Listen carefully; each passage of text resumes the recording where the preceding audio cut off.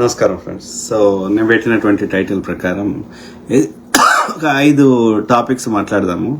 ఎందుకంటే current affairs నడుస్తుంది ఇప్పుడు చర్చ. అంటే అది బీజేపీ బీఆర్ఎస్ వాళ్ళు తో పాటు ఆ యొక్క బీజేపీ బీఆర్ఎస్ కి ఏమంటారు ఊడిగం చేసేటువంటి వాళ్ళు దోచుకున్న దగ్గర చిల్లర తీసుకొని ఊడిగం చేసేటువంటి సో కాల్డ్ జర్నలిస్టులు అని చెప్పుకుంటున్న ఫేక్ నా కొడుకులు చిల్లర బ్యాచ్, దాంతో పాటు తోకలేని పార్టీలు పెట్టుకొని వాడు బీజేపీ బీఆర్ఎస్ వాళ్ళు ఇచ్చే చిల్లర తీసుకొని 1%, 2%, 3%, 5% ఓట్లు చీల్చి బీఆర్ఎస్ కి లేదంటే బీజేపీని గెలిపించడానికి శతవిధాల ప్రయత్నం చేస్తున్న విశారదన్ మహారాజ్ కావచ్చు, లేకపోతే మందకృష్ణ మాదిరి కావచ్చు, లేకపోతే రాకేష్ జర్నలిస్ట్ కావచ్చు, రఘు జర్నలిస్ట్ అయితే పొద్దుగాలు లేస్తే చేస్తుందంతా దందా వసూళ్ల కార్యక్రమం. వీళ్ళందరి మీద పూర్తిగా సిట్ విచారణ చేస్తే ఫస్ట్ లోపల పోయేది వీళ్ళే. ఇక మల్లిగాడు అయితే ఇట్లా దందా చేసి ఎన్ని వందల నాలుక చేరుస్తాడంట. ఎందుకు చేరుస్తావురా మల్లిగా? ఎల్లిగా నువ్వు ఎవరినైనా తిట్టవచ్చు, ఎవరి దగ్గరైనా బ్లాక్ మెయిల్ చేసి దోసుకోవచ్చు. నీకు నీ జీల దమ్ము లేక ఎంతరా ఎన్ని ఓట్లు వచ్చినాయిరా మల్లిగా? 3000 ఓట్లు వచ్చినాయి ఆయనకి. అది హుజూర్ నగర్ లో పోటీ చేస్తే. నువ్వు ఎప్పటికి ఏ పార్టీలో ఉన్నావు, ఎప్పుడు గెలిచినావురా మల్లిగా? నీకు ఓడోటేసిర్రా ఎల్లిగా? నువ్వే కదరా ఈ అడ్డమైన భాష తెలంగాణలో ప్రవేశపెట్టింది కేసీఆర్ గాడు లుచ్చగాడు. అయితే వాని తర్వాత వాడిని మించినోడు నువ్వే కదరా మల్లిగా, అవునా కాదా? సో ఆ క్రమంలో ఈ దొంగనా కొడుకులు ఈ వీళ్ళ చిల్లర కోసం 4 కోట్ల మంది తెలంగాణ ప్రజల బతుకులతో ఆడుకుంటాం. వీని ఒక్కని కోసం అంటే ఎందుకు చూస్తూ ఊరుకుంటాం రా? 10 ఏళ్ల నుంచి కొట్లాడింది దేనికోసం రా?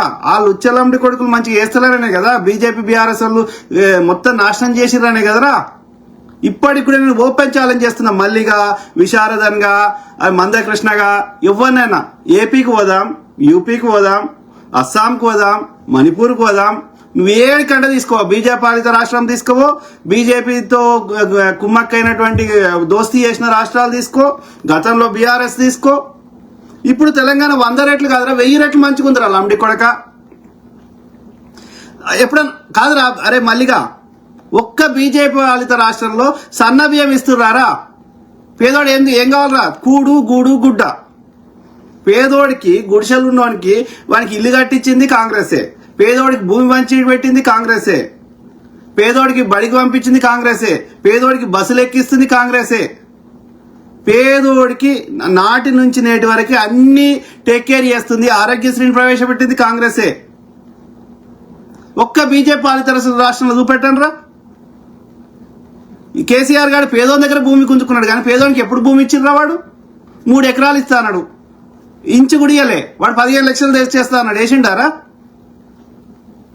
మరి కాంగ్రెస్ ఇన్ని మంచిగా చేస్తుంటే మీకెందుకు నొప్పి అవుతుందిరా? ఎందుకంటే బీజేపీ బీఆర్ఎస్ పాలనలో మీకు చిల్లర వస్తుండే, ఇవాళ వస్తలేదు, మీకు దోసుకొని ఇస్తలేరు.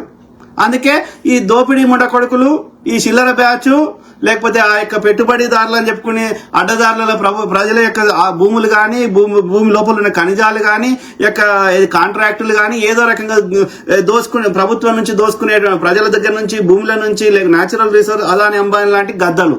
ఓకే, అంటే పెట్టుబడిదారులు, రైట్ వింగ్ దోపిడీదారులు, పైసలు ఉన్న వాళ్ళు దోసుకుంటారు. లేదు అంటే ఈ చిల్లరకు జాతికి ద్రోహం చేసే ముడకొడుకులు కులం పేరు మీద, మతం పేరు మీద, ఈ జర్నలిజం పేరు మీద చిల్లర దోసుకునే వ్యభిచారం చేసుకుంటా అడ్డదారులలో ఒళ్ళంచి కాళ్ళు చేతులు లేకపోతే బ్రెయిన్ వాడి ఒక సాఫ్ట్వేర్ పనో, డాక్టర్ పనో, ఇంజనీర్ పనో, లేకపోతే మొద్దు పనో, లేబర్ పనో, ఇవి చేతగానోళ్ళు అడ్డదారులలో ఎక్కువ పైసలు కావాలనుకునే చిల్లర ముడకొడుకులు, నేర ప్రవృత్తి ఉన్న వాళ్ళు, ఇట్లాంటి వాళ్ళే ఈ బీజేపీకి బీఆర్ఎస్ సంకనాక్తారు. ఎందుకంటే వాడు ఇవన్నీ చేసుకొని ఇస్తాడు. కానీ వాళ్ళ సంఖ్య ఎంత? 5%, 3%, 100 4 చెడిపోయిన వాళ్ళు ఉంటారు. కానీ మిగతా 99 మంది పరిస్థితి ఏంది? వాడు కుల పెద్ద, వాడు బాగుపడతాడు కానీ ఆ కులంలో ఉన్న అందరూ సంఖ్య నాకపోతారు కదా. సో ఆ విధంగా 99 మంది యొక్క ప్రజలని కానీ వాళ్ళ ఆత్మగౌరవాన్ని కానీ వాళ్ళ అభివృద్ధిని తాకట్టు పెట్టి నీ ఒక్కని వాళ్ళ రక్తం కూడిని తినాలని ఎందుకు కోరుకుంటున్నారా? మళ్ళీగా ఎందుకు కోరుకుంటున్నావు? విశారదన్గా ఎందుకు కోరుకుంటున్నావు? తెలంగాణ శ్యామ్ ఎందుకు కోరుకుంటున్నావు? రాకేష్ జర్నలిస్టు ముండా కొడుకులారా!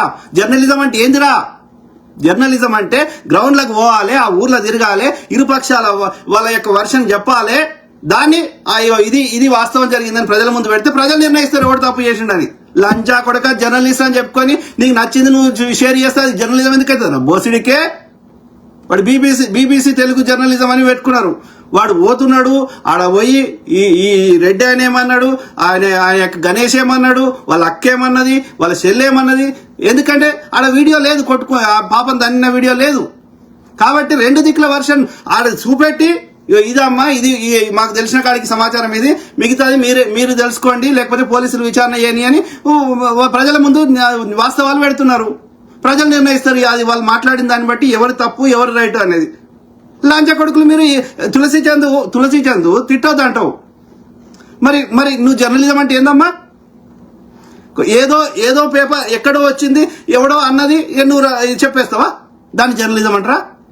తులసి గారు, నువ్వు జర్నలిజం చదివినావు కదా, ఈనాడు స్కూల్లో చేసినావు కదా, స్టార్ట్ చేసినావు కదా నీ కెరియర్, ఉత్తమ జర్నలిస్ట్ కదా, అవార్డులు తీసుకున్నావు కదా, ఎస్వి యూనివర్సిటీలో నువ్వు జర్నలిజం చేసినావు కదా, ఇదే నేర్పినా అమ్మా? అక్కడ ఏమైంది? నువ్వు పోయినావా? తులసి చంద్ గారు, నువ్వు ఆ ఊరికి పోయినావా? కుమ్మరకు పోయినావా? కుమ్మరలో గణేష్తో మాట్లాడినావా? వాళ్ళ అక్కతో మాట్లాడినావా? వాళ్ళ చెల్లెతో మాట్లాడినావా? ఆ శ్రీనివాసరెడ్డి కానీ ఆ యొక్క ఎవరైతే తన్నీరు అన్నారో వాళ్ళ కుటుంబ సభ్యులతో మాట్లాడినావా? గ్రామస్తులతో మాట్లాడినావా?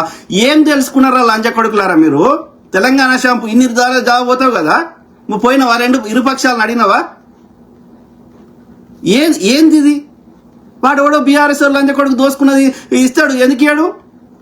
లక్షల ఎకరాలు కబ్జా పెట్టిర్రా. మీరు జలయజ్ఞం కింద డాక్టర్ వైఎస్ రాజశేఖర రెడ్డి గారు 90 ప్రాజెక్టు స్టార్ట్ చేసిండు.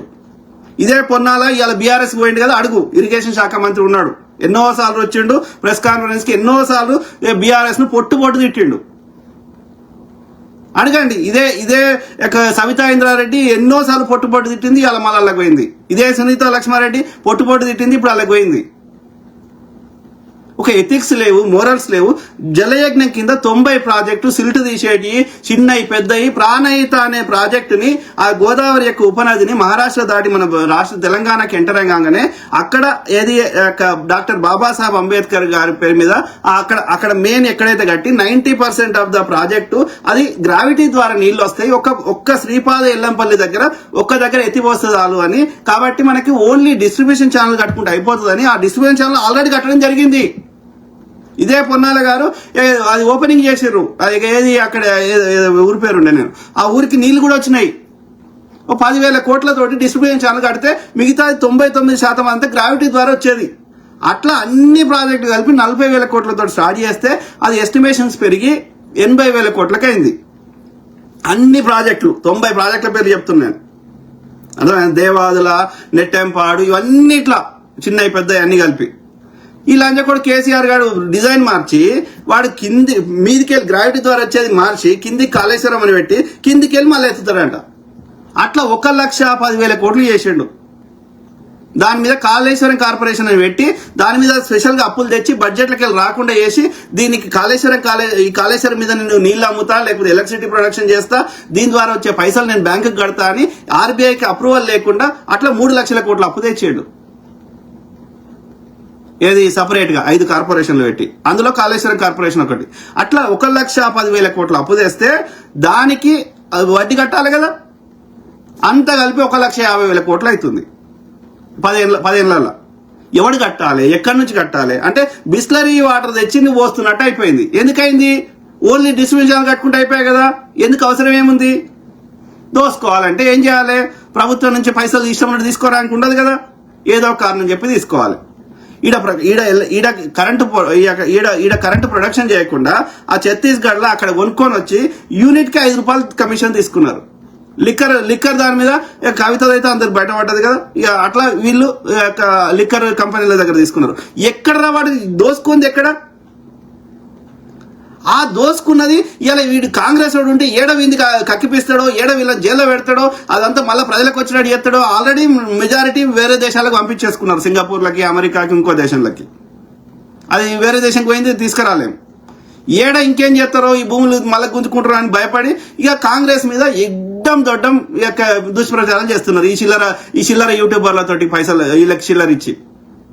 అంటే తెలంగాణ ప్రజలు బాగుపడద్దు. మళ్ళీ ఈ లంచ కొడుకులే వచ్చి చైనా అట్లుంది, అమెరికా అట్లుంది, కాంగ్రెస్ 70 ఏళ్ళు పరిపాలించింది, ఏం చేయలేదు, అమెరికా జనాభా ఎంత, అమెరికా భూమి ఎంత, అమెరికాకి ఎప్పుడు స్వాతంత్రం వచ్చింది, ఈ 70 ఏళ్ళ బ్రిటిష్ వాడు పోయేటప్పుడు ఎట్లుండే దేశం, ఆ 70 ఏళ్ళలో ఎంత కష్టపడ్డాం, నీవు 10 ఏళ్ళలో నువ్వేం బీకినావు, తీయండి లెక్కలు. మోడీ ఈ 11 ఏళ్ళలో ఏం బీకిండు, లెక్కలు తీయండి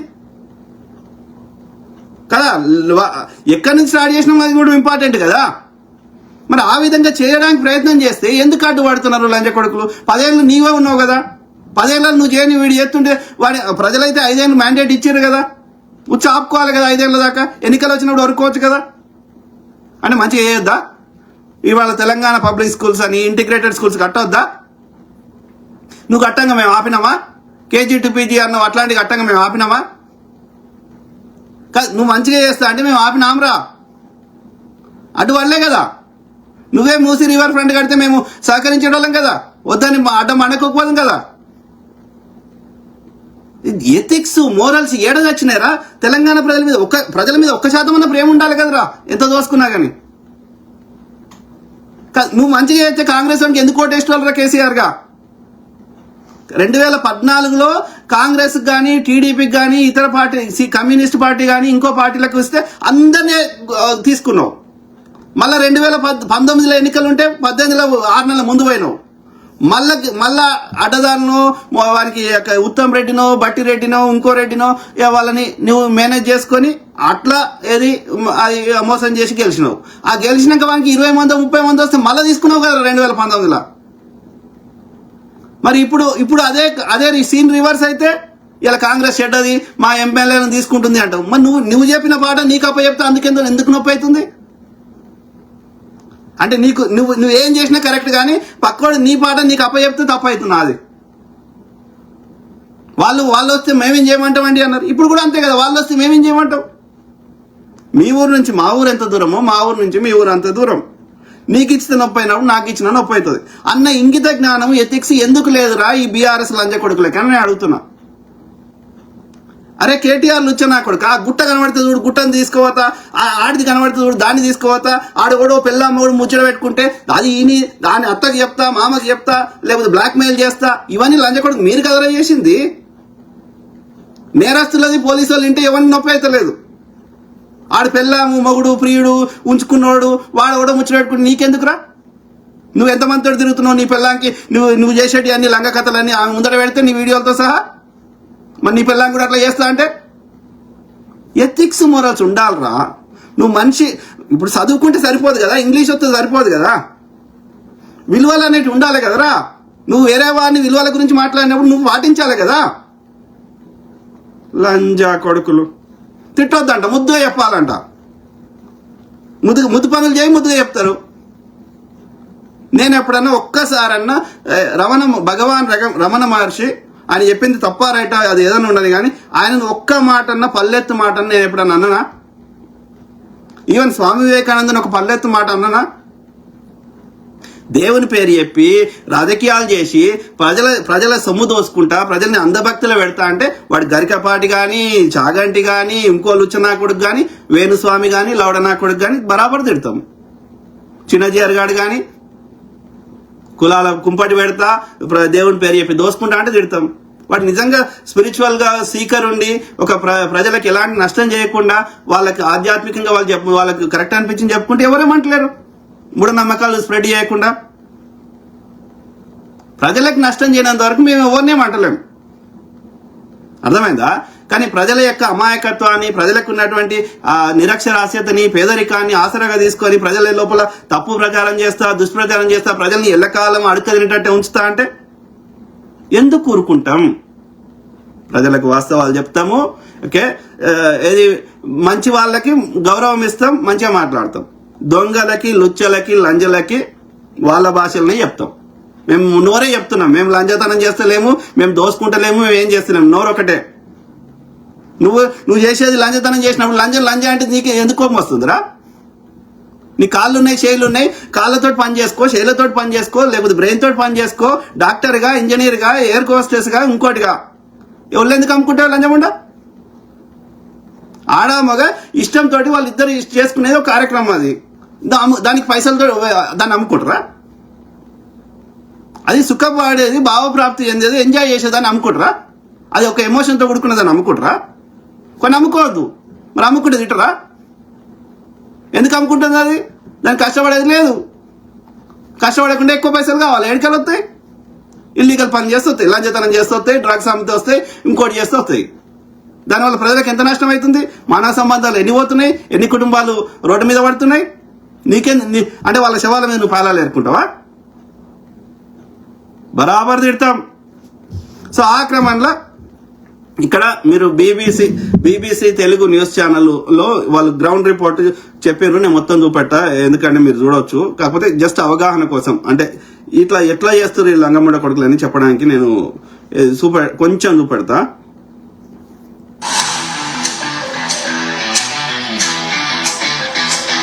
అంటే ఎథిక్స్ మోరల్స్ ఉండాలి కదా, దేనికైనా ఒక పద్ధతి ఉంటుంది కదా, హద్దులు ఉంటాయి కదా, అవునా కాదా? రాకేష్ జర్నలిస్టు నీకు 3 లక్షలు జీతం ఇచ్చి నీకు విప్లవశ్రీకి ఆడ రెంట్ పెట్టి ఆఫీస్ కట్టి అన్ని చేస్తే ఆయనకి సున్నం పెడతావా? కాంప్లే బ్రదర్కి నువ్వు ఇయ్య 4 జీతం నెలకు ₹1,00,000. అవునా కాదా? నీకు నచ్చకపోతే వెళ్ళిపోనుంటివి, నువ్వు కొత్త ఛానల్ పెట్టుకొని ఉంటివి. ఆయన ఛానల్ని అన్ని నాశనం చేస్తావా? బీజేపీ వాళ్ళతో కుమ్మక్కాయ్ కరెక్టా? అది ఈవెన్ మొగుడు పిల్లమైనా చెప్తున్నా, ప్రియురాలని చెప్తున్నా. ఎందుకు రా చంపుకున్నాడు? నచ్చలేదు. ఎట్లయిపోయింది? ఇది ప్యాషన్ అయిపోయింది. చంపుకున్నాడు లేదంటే సచ్చుడు. హత్యాన చేస్తున్నారు, ఆత్మహత్యన చేసుకుంటారు. ఎందుకురా? నచ్చలేదు. కలిసి ఉండి మంచిగా ఉందామని ప్రయత్నం చేసారు, అది వర్కౌట్ కాలేదు. ఏంటి చేసుకో ఫ్రెండ్లీ వేళ. నీకు అది ఇప్పుడు ఆ చెప్పు, ఆ బట్టను ఆ షర్ట్ నీకు పడతలేదు, దాని అర్థం అది నీ సైజు కాదని అర్థం, అంతే. వేరే వాళ్ళకి పడుతుంది, నీకు పట్టే సైజు నువ్వు ఎత్తుకొచ్చుకో. ప్రయత్నం అయితే చేసినావు, అది వర్కౌట్ కాలే, తప్పేం లేదు కదరా. నేను ఇప్పుడు దుకాణానికి పోయినా, ఒక చెప్పు కొనుక్కొచ్చుకున్నా, అది లూజ్ నా సైజు కరెక్ట్ అని కొనుక్కున్నా. వేసుకున్నాక ఇంటికి వచ్చేదాకా తెలియలేదు. అది వేసుకున్నాక అది పెద్దగా అయింది అనుకో, నాకంటే ఎక్కువ సైజు నా ఎస్టిమేషన్ తప్పైంది అనుకో, పెద్దగా అయితే ఏమవుతుంది? నడవరాదు. చిన్నగా అయింది అనుకో, అట్లే వేసుకుంటే ఏమవుతుంది? కాళ్ళు కరుస్తాయి, మొత్తం రక్తం వస్తుంది. కాబట్టి ఏం చేస్తాం? అయితే పడేస్తాము, లేదంటే వాపస్ ఇచ్చి నా సైజు తెచ్చుకుంటాం. గంతే. ఇది కూడా మనకు వర్కౌట్ అవుతుంది, మన ఆలోచనలు కలుస్తాయని. ఒకరు ఉండే కంటే ఇంకా 2 ఉంటే ఇంకా మంచి బతుకుతామని ప్రయత్నం చేసినావు, అది వర్కౌట్ కాలేదు. ఏంటి చేసుకో ఫ్రెండ్లీ వేళ. అట్లీస్ట్ నీకు ఆమె మీద, ఆమెకు నీ మీద ఏదో ఒక టైంలో మంచి ఫీలింగ్స్ ఉండే కదా, దాన్ని గుర్తు చేసుకుని సంతోషవాడు. ఒకప్పుడు ప్రేమించింది, ఇవాళ ఆ ప్రేమ ఇవాళ ఎట్లా శత్రుత్వం అవుతుంది? అంటే నువ్వు నిజంగా ప్రేమ చేయలేదు. ఇవాళ నా కొడుకు నేను చెప్తినలేదని వాడిని ద్వేషిస్తానా? నేను వాడు నాశనం కావాలని కోరుకుంటానా? I don't get it. Common sense అనేది ఎందుకు చచ్చిపోతుంది ప్రజలకు అనేది నాకు 1% అర్థం కాదు. అయితే 6 లేకపోతే 6, అంటే అతి, ఏదైనా అతి. అయితే సంపుడు లేకపోతే సచ్చుడు. ఎందుకు కావాలరా? లేదా లైఫ్ ఇంకా దొరకరాయిగా? భూమి మీద మనుషులు కరువు అయ్యారా? ఆలోచించండి మిత్రులు ప్లీజ్. ఓకే, సో ఆ క్రమంలో చూద్దాం ఈ గ్రౌండ్ రిపోర్ట్. చూసినాక దాని గురించి ఎక్స్ప్లెయిన్ చేస్తాను. ఎందుకంటే నేను మొత్తం వాళ్ళ చూపెడితే మళ్ళీ ఇక వాళ్ళు చేసిన దానికి నేను చెప్పిన దానికి మళ్ళీ ఇక అదే చూడవచ్చు కదా. కాబట్టి నేను ఎక్కువ చూపెట్టా, కానీ ఐడియా కోసం గ్రౌండ్ రిపోర్ట్ ఎట్లుంటది, ఈ దొంగలు ఎట్లా చేస్తారు అనే దానికి. అందరూ సోకాల్డ్ జర్నలిస్ట్ అని చెప్పుకుంటున్నారు, యూట్యూబర్లు అందరూ చిల్లరకి అమ్ముడు పోతున్నారు, ఏదో ఒక పార్టీకి సంకనాకుతున్నారు. అర్థమైందా? నేను ఆనెస్ట్ గా చెప్తున్నా, ఎక్కడ ఆడ ఉన్న వాళ్ళలో ఎవడు గెలిచే అవకాశం ఉంది, ఎవరి వల్ల తక్కువ నష్టం జరుగుతుంది, ఎవరి వల్ల ఎక్కువ ప్రజలకు మంచి జరుగుతుందో ఆ పార్టీలు అన్నిటికీ మద్దతు ఇస్తా. కాంగ్రెస్ ఒకటే కాదు, కమ్యూనిస్ట్ పార్టీ అయినా, డిఎంకే పార్టీ అయినా, తృణమూల్ కాంగ్రెస్ అయినా, ఇంకే పార్టీలైనా ప్రజలకు మంచి చేస్తాయి, తక్కువ దోసుకుంటాయి, ప్రజలకు మంచి చేసే అవకాశం ఉన్న వాళ్ళందరికీ మద్దతు ఇస్తా. ఇక్కడ బీఎస్పీ అని చెప్పుకుంటున్న వాళ్ళు బీఎస్పీ ఆమె 3 నుంచి 5% ఓటు చీల్చి బీజేపీకి సంకనాకి బీజేపీని గెలిపిస్తుంది అనేక రాష్ట్రాల్లో. కాన్షీరామ్ గారు మంచోడు కానీ ఈ మాయావతి వచ్చినాక ఆమె నాశనం పెట్టింది బీఎస్పీని. ఇలా అట్లా ఈ ఎస్పెషల్లీ ఇలా ఇప్పుడు తక్కువ కులాలు అంటున్నారు. ఈ తక్కువ కులాలు వాడు పెద్ద కులాలలో 2 డిఫరెన్స్ ఉన్నాయి. ఓకే, అడ్డుపడతా కానీ. సో ఈ రెండు కులాలలో వీళ్ళ డిఫరెన్స్ గమనించండి.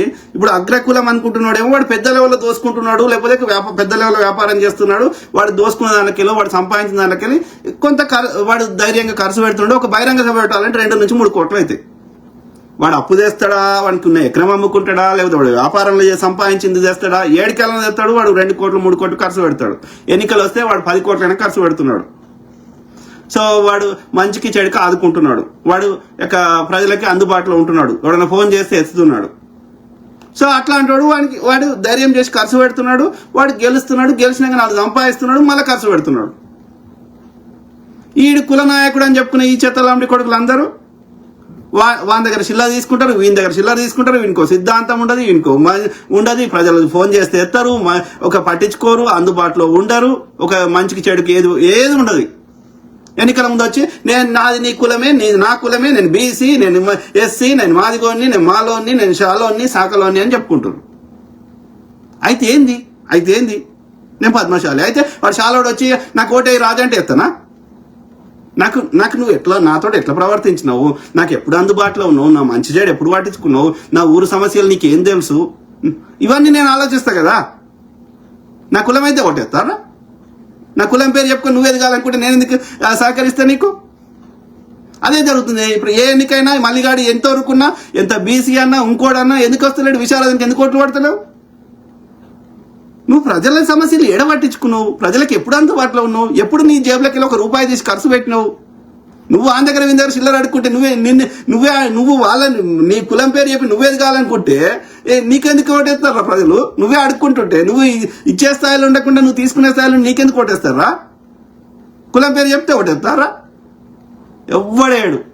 మళ్ళీ గారికి 3,000 వాడు కాంగ్రెస్ కండు కప్పుకుంటే వాడు ఎమ్మెల్సీ గెలిచిండు. గెలుమనరా మళ్ళీ వాడిని కాంగ్రెస్ రాజీనామా చేసి వాడిని సొంతం గెలుమని బీజేపీ కండు వేసుకొని పోయింది, గెలవలేదు, వచ్చిండు మళ్ళీ వాపస్ బీఆర్ఎస్ వేసుకోమని. ఆయన కోదండరామ్ సార్ ఎంత నేను తెలంగాణకు భక్తుని అంత అన్నా కానీ ఓడోటేస్తున్నాడు. అంత ఈజీగా ఓట్లు కన్వర్ట్ కావు. ఓటు కింద కన్వర్ట్ కావు, పైసలు ఇచ్చిన కన్వర్ట్ కావు. పైసలు ఒక్కటే సరిపోదు, పైసలు అదనంగా అందరు ఇస్తారు కాబట్టి వీడు కూడా ఇవ్వకపోతే నడవది. కానీ ఒక్క పైసలు ఇస్తే ఓటేయరు. అందుబాటులో ఉండాలి, వాళ్ళ సమస్యలు పట్టించుకోవాలి, వాళ్ళకి కష్టానికి సుఖానికి ఉండాలి. చాలా ఫ్యాక్టర్స్ ఉంటాయి, అర్థమైందా? సో కాబట్టి వీడు పైసలు తెచ్చాడు అట్లా అంటే మస్తు ఉన్నారు పైసలు ఉన్న వాళ్ళు, అంబానీ అదాని లాంటి వాళ్ళు, ఇట్లా పైసలు వారు వస్తారు. రామానాయుడు ఇట్లాంటి వాళ్ళు 1-2 సార్లు పోటీ చేసి వాడు నాతో కాదు పాలిటిక్స్ అని వదిలేసిండు, ఆయన దగ్గర పైసలు లేకనా? ఇది కాదు. ఇది ప్రజల యొక్క నమ్మకాన్ని, ట్రస్ట్ని పొందడం అనేది అది ఒక చాలా టైంతో తీసుకున్న పని. నీ మాట, నీ తీరు, నీ ప్రవర్తన, అనేక ఫ్యాక్టర్స్ ఉంటాయి ఒక ప్రజాప్రతినిధిగా గెలవాలంటే, అర్థమైందా? సో ఆ క్రమంలో ఇది గ్రౌండ్ రిపోర్ట్ కొంచెం చూపెట్టి నేను ఇక్కడ సంఘటన గురించి కొంచెం ఎక్స్ప్లెయిన్ చేసినాక ఒక్కొక్క టాపిక్ మాట్లాడతా. తర్వాత లాస్ట్ లో మీ కామెంట్స్ అవుతా. లోపల వాళ్ళ నాయనని కొడితే మా పాప గట్టిగా ఏడ్చేసింది సార్. వాళ్ళ నాయనని కొట్టడం ఆపేసి మా పాప ఏడుపు ఆపేసింది. వేరే కులాలంటేనే వాళ్ళకి చులకన అసలు. కాలకాడ చెప్పుల దగ్గర చూస్తారు, వాళ్ళు చెప్పులు తినకపోతే వాళ్ళని కొడతారు పక్క. మా మీద, మా సమాజం, మా వర్గం మీద దుష్ప్రచారం చేసి మాకు సమాజంలో ఎంత నష్టం చేశారంటే అంత నష్టం చేశారు. ఆ క్రమంలో అది మీరు చాలా వీడియోలో చూసి ఉంటారు. సో అక్కడ మొత్తం దాని వివరణ BBC Telugu news channel, BBC వాళ్ళదే, వాళ్ళు వీటిని వాళ్ళ దగ్గర ఆల్రెడీ చేస్తారు కాబట్టి వరల్డ్ ఫేమస్ బీబీసీ. సో వాళ్ళు తెలుగులో కూడా ట్రాన్స్లేట్ చేస్తారు వాటిని. ఓకే, ఇన్ఫర్మేషన్ ఎందుకంటే వాళ్ళకి ఆల్రెడీ ఉంటుంది, ఓన్లీ ట్రాన్స్లేషన్ చేస్తారు. ఆ క్రమంలో సో వాళ్ళకి 3 రెస్పాన్సిబుల్ పొజిషన్లు ఉంటారు. ఎవరైనా కేసులు వేసినా కానీ వాళ్ళు ఏమంటారు, ఇంటర్నేషనల్ గా అయినా నేషనల్ అయినా వాళ్ళు జవాబుదారితనం ఉండాలి కాబట్టి, కేసులు వేస్తే ఫైన్లు వేస్తారు కాబట్టి వాళ్ళు ఏది పడితే అది చెప్పరు. ఇక వీళ్ళంతా ఈ సోకాల్డ్ జర్నలిస్టులు, Tulasi Chandu independence journalist, Mahua media ఇంకో ఆమె journalist, Rakesh journalist, okay TV Sravya journalist, Viplavasri journalist, ఇలా చెప్పుకుంటే వాళ్ళందరూ దొంగలు తయారైన మెజారిటీ. ఎంతో కొంత కొంచెం బెటర్ మహువా మీడియా ఆమె పేరు మర్చిపోతుంది. సో కానీ మెజారిటీ దొంగలు తయారయ్యారు. ఇండిపెండెంట్ జర్నలిజం లేదు, ఫ్యాక్ట్ చెకింగ్ లేదు, ఇన్వెస్టిగేటివ్ జర్నలిజం లేదు, ఏం లేదు. ఆ యూట్యూబ్ లో సెర్చ్ చేయాలి, లేకపోతే గూగుల్లో సెర్చ్ చేయాలి, చాట్ జీపీ అలా తప్పు ఉన్నా రైట్ ఉన్నా అలా ఉన్నది నీకు నచ్చినట్టు చెప్పుకోవాలి, లేదంటే నీ సొంత మసాలా యాడ్ చేసుకోవాలి. అది అలా జర్నలిజం అంటే.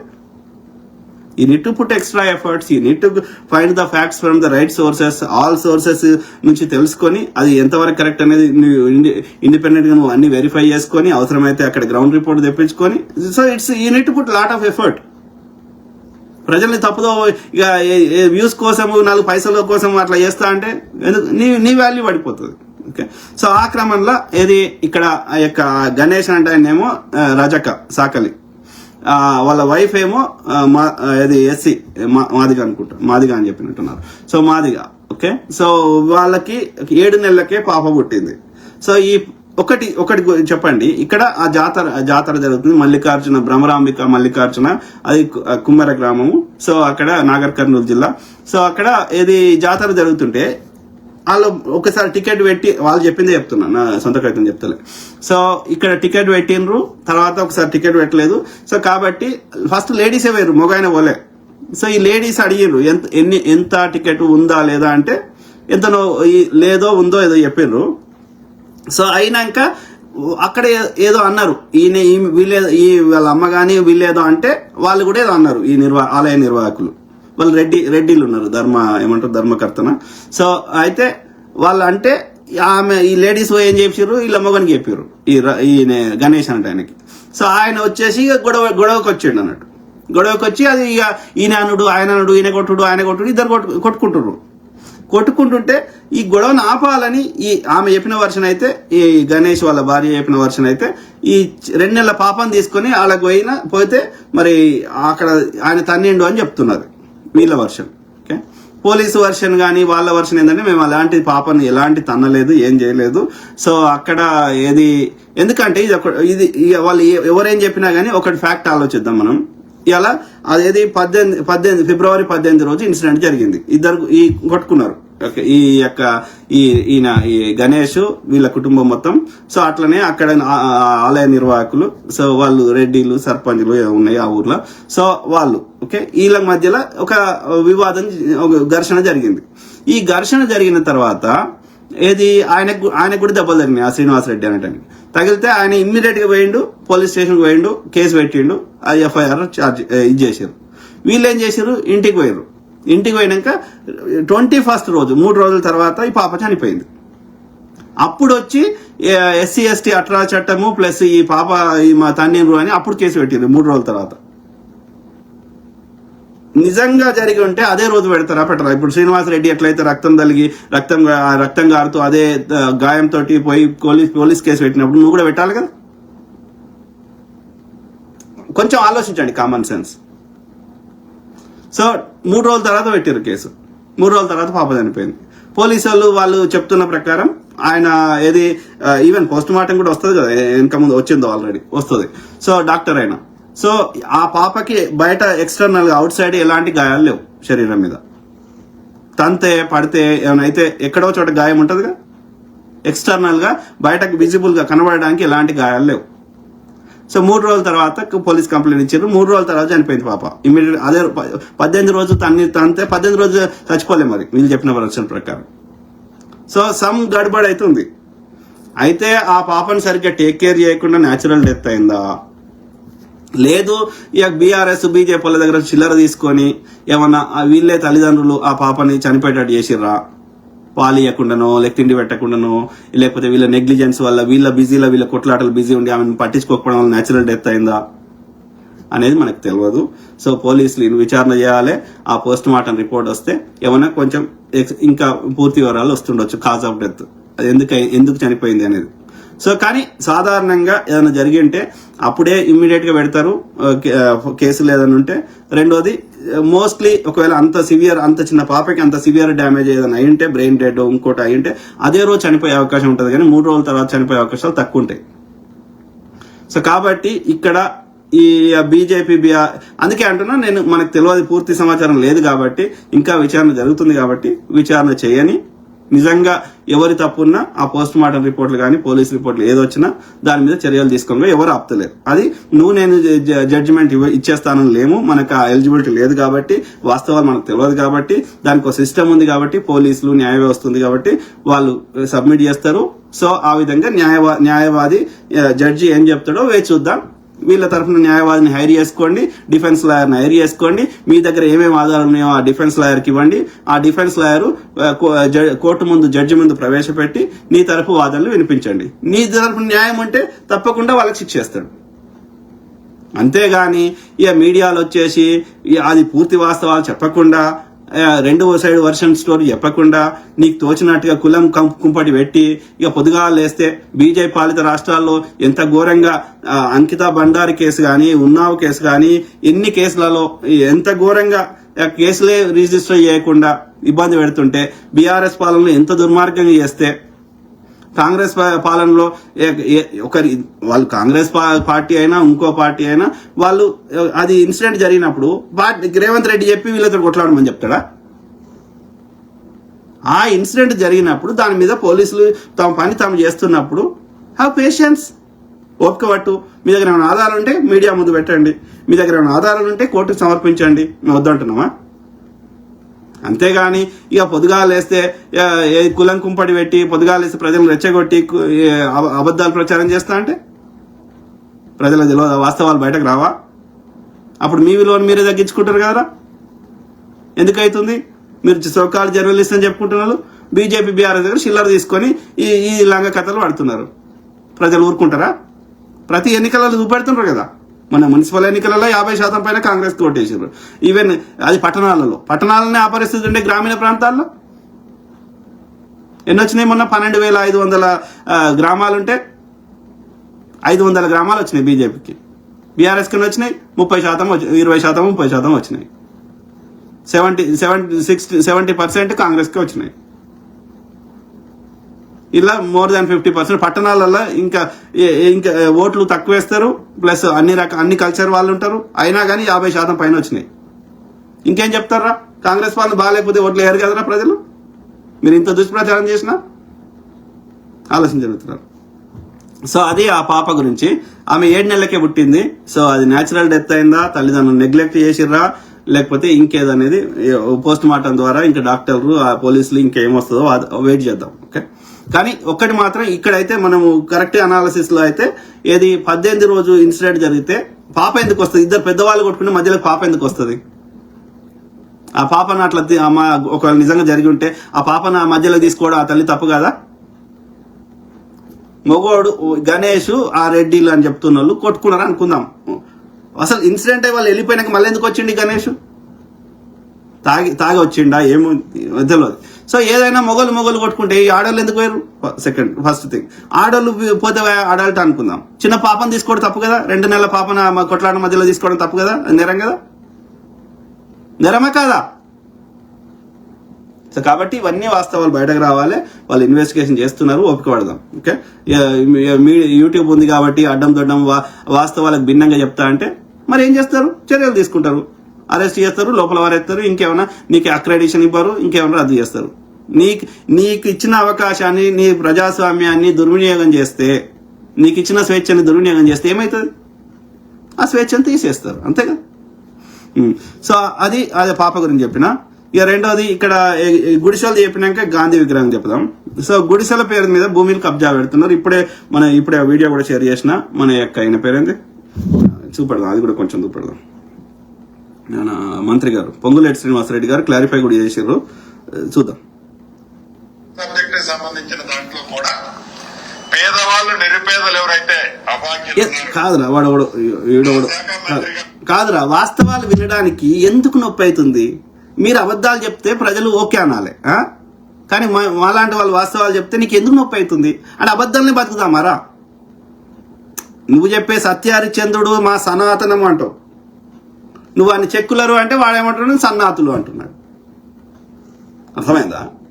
సత్యహరిశ్చంద్రుడు అని చెప్పి సత్యమేవ జయతే అన్నప్పుడు మరి సత్యానికి కట్టుబడి ఉండాలి కదా, నిజాలు వినడానికి సంసిద్ధంగా ఉండాలి కదా. జిఐ శంకర్ అని అంటే అబద్ధాలు చెప్పి దేశ ప్రజల సొమ్ము దోసుకుంటా అంటే కరెక్టా? అది అజమోత తిన్నది అరుగుతుందా? వాళ్ళందరి సావుని నువ్వు ఎంజాయ్ చేస్తావు, వాళ్ళ సంపదను దోసుకుంటా అంటే ఎంతవరకు కరెక్టు? ఒక్క మోడీ గారు ఇంత హిందువులు అంటారు కదా, హిందువుల దగ్గర ట్యాక్స్ తీసుకోక మనం. అర్థమైందా? హిందువుల దగ్గర ట్యాక్స్ తక్కువ తీసుకున్నాడు మన డాక్టర్ సిక్ అయినటువంటి డాక్టర్ మన్మోహన్ సింగ్ గారు. 3 రూపాయలు ట్యాక్స్ తీసుకున్నాడు డీజిల్ మీద. ఇలా అంచెకొడుకు 33 రూపాయలు చేసిండు. 10 రేట్లు వేస్తారు ఎవడన్నా? 10 రేట్ల ఆదాయం పెరిగిందా? చెప్పురా అయ్యా. కాదు, 13 ప్రధానమంత్రులు 64 లక్షల కోట్లు అప్పు చేస్తే ఒక్క మోడీ 200 లక్షల కోట్లు అప్పు చేస్తే ఎవరికి చెప్పాలి నేను? ప్రింటింగ్ ప్రెస్ ప్రింట్ అయి ఆర్బీఐకి వచ్చే లోపల 80,000 కోట్లు దొంకవేరు. ఇవన్నీ నేను అడిగితే నన్ను లంచకొడుక అంటావు, దేశద్రోహి అంటావు. ఎవడు దేశద్రోహం? నువ్వు దేశద్రోహం చేసుకుంటా, నువ్వు హిందువులను సంఖ్య నాకించుకుంటా. హిందువుల పరిస్థితి 2014 కంటే మంచిగుందా, ఇవాళ బాగుందా? అడగండి ఒకరిని. నీకు వచ్చే ఆదాయం ఎంత ఉంది? నీ యొక్క ఇప్పుడు 60 రూపాయలు 70 రూపాయలు 60 రూపాయలు ఉన్నప్పుడు డాలర్ రేట్ మంచిగుందా, ఇవాళ 90 దాటితే మంచిగుందా? ఇదే మోడీ 60 రూపాయలు ఉన్నప్పుడే పొట్టు తిట్టిండు మూగ ప్రధాని, ఈ దేశ సంపద ఏమైతుంది అని. మరి ఇలా 90 అయితే ఎందుకు నొప్పి అవుతలేదు? ఇన్ని దేశాలు తిరిగిండు, ఒక్క దేశంతో ఒక డీల్ చేసుకొచ్చింది చెప్పండి. అన్ని వాళ్ళకి అదానికి అంబానికి కాంట్రాక్ట్లు చేయడానికి తప్ప ఏమైనా ఉన్నదా ఇట? అది డిఫెన్స్ కాంట్రాక్టు, బొగ్గు కాంట్రాక్టు, ఎవ్రీథింగ్ కాంట్రాక్ట్ కోసం తిరుగుతున్నాడు తప్ప మన దేశ ప్రజలకు యూజ్ అయింది ఏముంది? ఒక్క విమానం తయారు చేయని అనిల్ అంబానీ కంపెనీకి రఫాయల్ యుద్ధ విమానాల కాంట్రాక్ట్ ఎందుకు ఇచ్చినావు? హిందుస్థాన్ ఏరోనాటికల్ లిమిటెడ్ అంత ఎక్స్పీరియన్స్ ఉన్నది ఉండగా అది కూడా 126 విమానాలు అదే రేటుకి వచ్చేటి 36 విమానాలకు ఉన్నావు అంటే 3 రేట్లు పెంచినావు ఎస్టిమేషన్స్. మళ్ళీ టెక్నాలజీ ట్రాన్స్ఫర్ లేదు. ఎవరి కోసం చేసినావు? అవన్నీ ఇప్పుడు బయటకు వస్తున్నాయి. ఇలా ఫ్రాన్స్ లో ఇన్వెస్టిగేషన్ జరుగుతుంది, అట్లనే ఏది ఎప్స్టీన్ ఫైల్స్ వచ్చింది. నువ్వు దేశద్రోహం చేసుకుంటా నీ దేశద్రోహ చర్యలను ప్రజల ముందు పెడితే నన్ను తిడితే ఏమొస్తుందిరా? సిగ్గు, శరం, మానం, లజ్జ ఉండాలి. అన్నమే కదా తింటున్నాం, ఆలోచించుకోవాలి వద్దు. సో ఆ క్రమంలో ఇది చూద్దాం. ప్రజలు ఎడ్డోళ్ళు లేరు, ప్రజల దగ్గర ఒక్కొక్కరి దగ్గర 2-3 స్మార్ట్ ఫోన్లు వచ్చినాయి. ఓకే, కాబట్టి ప్రజలు చాలా స్మార్ట్ అయ్యారు. నేను చెప్తలే, కేసీఆర్ గారే చెప్పారు. అరే గింత హుషారైతారు అనుకోలేదు, హుషారయ్యారు కాబట్టి పక్క తన్ని పెట్టారు. బీజేపీలు ఎంత కుట్రలు చేసినా సౌత్ ఇండియాలో వస్తలేరు, ఆ నార్త్ ఇండియాలో కూడా చాలా చోట్ల మోసం చేస్తున్నాడు. ఓట్లు మోసం చేస్తే గెలిచినా అని చెప్పుకుంటున్నాడు తప్ప ప్రజలు నిష్పక్షపాతంగా ఎన్నికలు జరిగితే రాడు. ఆంధ్రప్రదేశ్లో మోసం చేసి వచ్చినావు. మోసం చేయడానికి ఎన్నికలు ఎందుకు రైగా? ప్రజలు మంచి చేసి ప్రజల హృదయాలను గెలుచుకుంటే నీ పాలన మంచిగుంది అని ప్రజలు ఫీల్ అయితే నీకు ఓటేస్తారు.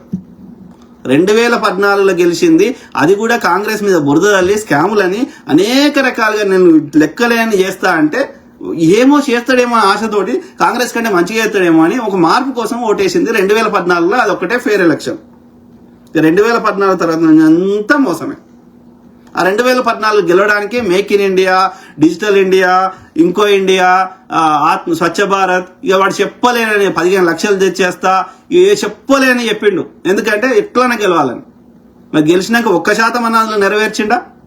అవసరం లేదు. ఇక గెలిచినాక ఇప్పుడు దోసుకోవాలి కదా, ఇప్పుడు అవి నెరవేర్చాడు కదా. 100 స్మార్ట్ సిటీలు అన్నాడు, ఏవి చేసిండా? హవాయి చెప్పులు వేసుకొని తిరేటోని హవాయి జహాజ్లో తిప్పుతున్నాడా? ఇప్పుడు వాటి మీద చర్చ ఉండొద్దు. ఇక నేను అమ్మ గుట్టలేదు, నేను హిందూ, ముస్లిం, నువ్వు ముజ్రా, వీడు మంగళ సూత్రం, గివి రెచ్చగొట్టాలి మతం పేరు మీద. ఎందుకంటే ఇప్పుడు నువ్వు అవి చెప్పినావు అనుకో, ఏవిరా అని అడుగుతారు. కాబట్టి వాటి గురించి దృష్టి మరల్చాలంటే కొట్లాట పెట్టాలి, బాంబులు పెట్టాలి, యుద్ధ విమానాలను ఇది వేయాలి, పాకిస్తాన్ మీద యుద్ధం చేసినామని ఫేక్ వేయాలి, లేదంటే బాంబు దాడులు చేపియాలి. ప్రజల దృష్టి ఈ మతం చుట్టూ తిప్పాలి. లేదంటే ఇక ఇవేం చేసినా వర్కౌట్ కాకపోతే ఉన్నాయి కదా, ఇవి ఆ యొక్క సార్ పేరు మీద ప్రతిపక్షాలకు ఓట్లు లేకుండా చేయాలి, మనము అదే ఫేక్ ఓట్లు యాడ్ చేసుకోవాలి. అది నీ బతుకు. దానికి నేను విశ్వగురు. ఎవరికి విశ్వగురువు? దోపిడికి విశ్వగురువు నువ్వు, ఓట్ల చోరీదారుకు విశ్వగురువు నువ్వు, దొంగ నా కొడుకు. సో ఆ క్రమంలో ఖమ్మంలో ఇది గుడిసెలు చూద్దాం. ఇల్లు ఇచ్చే శాఖ మంత్రిగా, ఇళ్ల స్థలాలు ఇచ్చే శాఖ మంత్రిగా చెప్తున్నా. ముఖ్యమంత్రి గారు కూడా నాకు స్పష్టంగా చెప్పడం జరిగింది. నష్టపోయే వాళ్ళు, అర్హులైన వాళ్ళు, గతంలో ఎవరైతే తీసుకొని నిరుపేదలు అక్కడ నివసిస్తున్నారో, ఇళ్ల స్థలాలు కానీ ఇతరత్ర బెనిఫిట్ పొందిన వాళ్ళు ఉన్నారో వాళ్ళందరికీ తగు న్యాయం ఆ శాఖ మంత్రిగా గౌరవ ముఖ్యమంత్రి గారి సూచనలతో 100% చేస్తాం.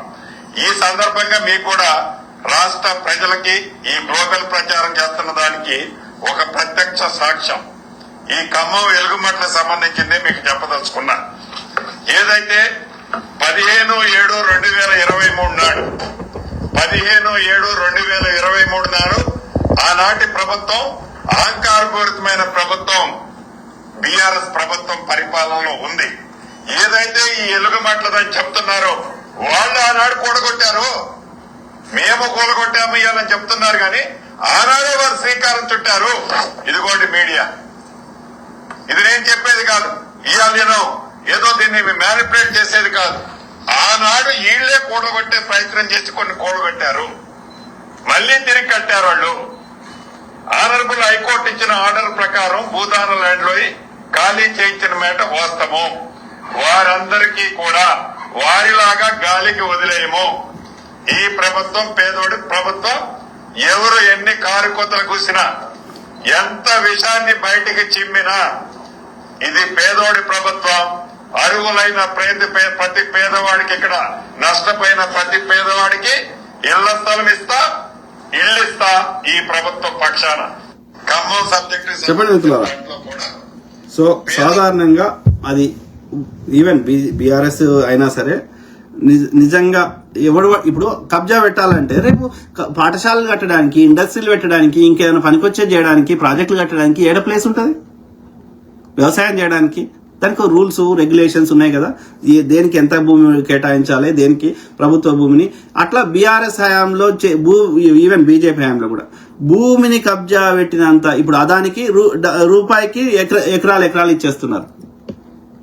సో అట్లా భూమిని దోచుకున్నది బీఆర్ఎస్ వాళ్ళు భయంకరంగా, మామూలుగా కాదు. ప్రభుత్వ భూములన్నిటి మీద ఏది యొక్క ఫేక్ డాక్యుమెంట్లు క్రియేట్ చేసి, ఎంఆర్ వాళ్ళ ద్వారా ఫేక్ డాక్యుమెంట్లు క్రియేట్ చేసి భూమి అంతా గుంజుకున్నారు. ధరణి పేరు మీద ఏడేడ భూమి ఉందో తెలుసుకొని భూమి అంతా కబ్జా పెట్టారు. ఇప్పుడు హైదరాబాద్ పేరు మీద ఈవెన్ ఆంధ్రాలో వచ్చినాక ఈ యొక్క హైదరాబాద్ లో చెరువులు, కుంటలు అన్ని తీసేసి హైదరాబాద్ లో మాక్సిమం భూమిని కబ్జా పెట్టింది హైదరాబాద్, రంగారెడ్డి ఈ పరిసర ప్రాంతాల్లో. ఆంధ్రాలో రియల్ ఎస్టేట్ అని, లేకపోతే ఫిల్మ్ ఇన్స్టిట్యూట్ అని, రామోజీ ఫిల్మ్ సిటీ అని, ఈ యొక్క పెద్ద పెద్ద ఇండస్ట్రీస్ అని, ఇలా అనేక ఫేక్ కంపెనీల పేరు మీద ఇప్పటికి కూడా ఎన్నో యొక్క కంపెనీల పేరు మీద అనేక వందల ఎకరాలు, లక్షల ఎకరాలు ఉన్నాయి. Jubilee hills, Banjara hills, Hyderabad లో గానీ హైదరాబాద్ సరౌండింగ్స్ లో ఏమంటారు అప్పుడున్న ఓల్డ్ సిటీ కాకపోతే ఈ న్యూ సిటీ అని చెప్తున్న అన్నిట్లలో మెజారిటీ భూమి కబ్జా పెట్టింది ఆంధ్రలో. ఓకే, ఇక ఇప్పుడు వాళ్ళు వచ్చేసి మాకు నీతులు చెప్తా అంటే ఎవడింటాడు? ఎందుకింటాము? భయంకరంగా, మామూలు కాదు.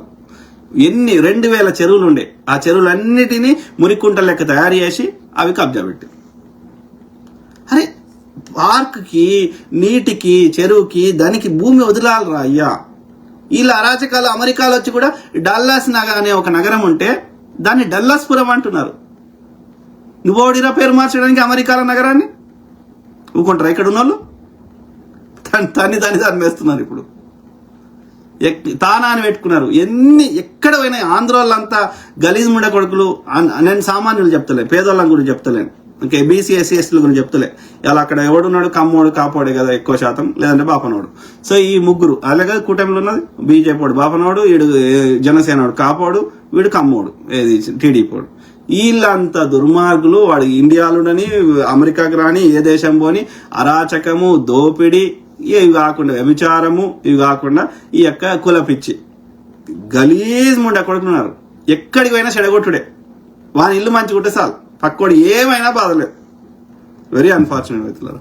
సో ఆ క్రమంలో ఏది యొక్క గుడిసెల పేరు మీద గుడిసెలు ఇప్పుడు చాలా వరకు ఈ కబ్జాలు ఎట్లుంటాయంటే పేదోని ముందర పెడతారు.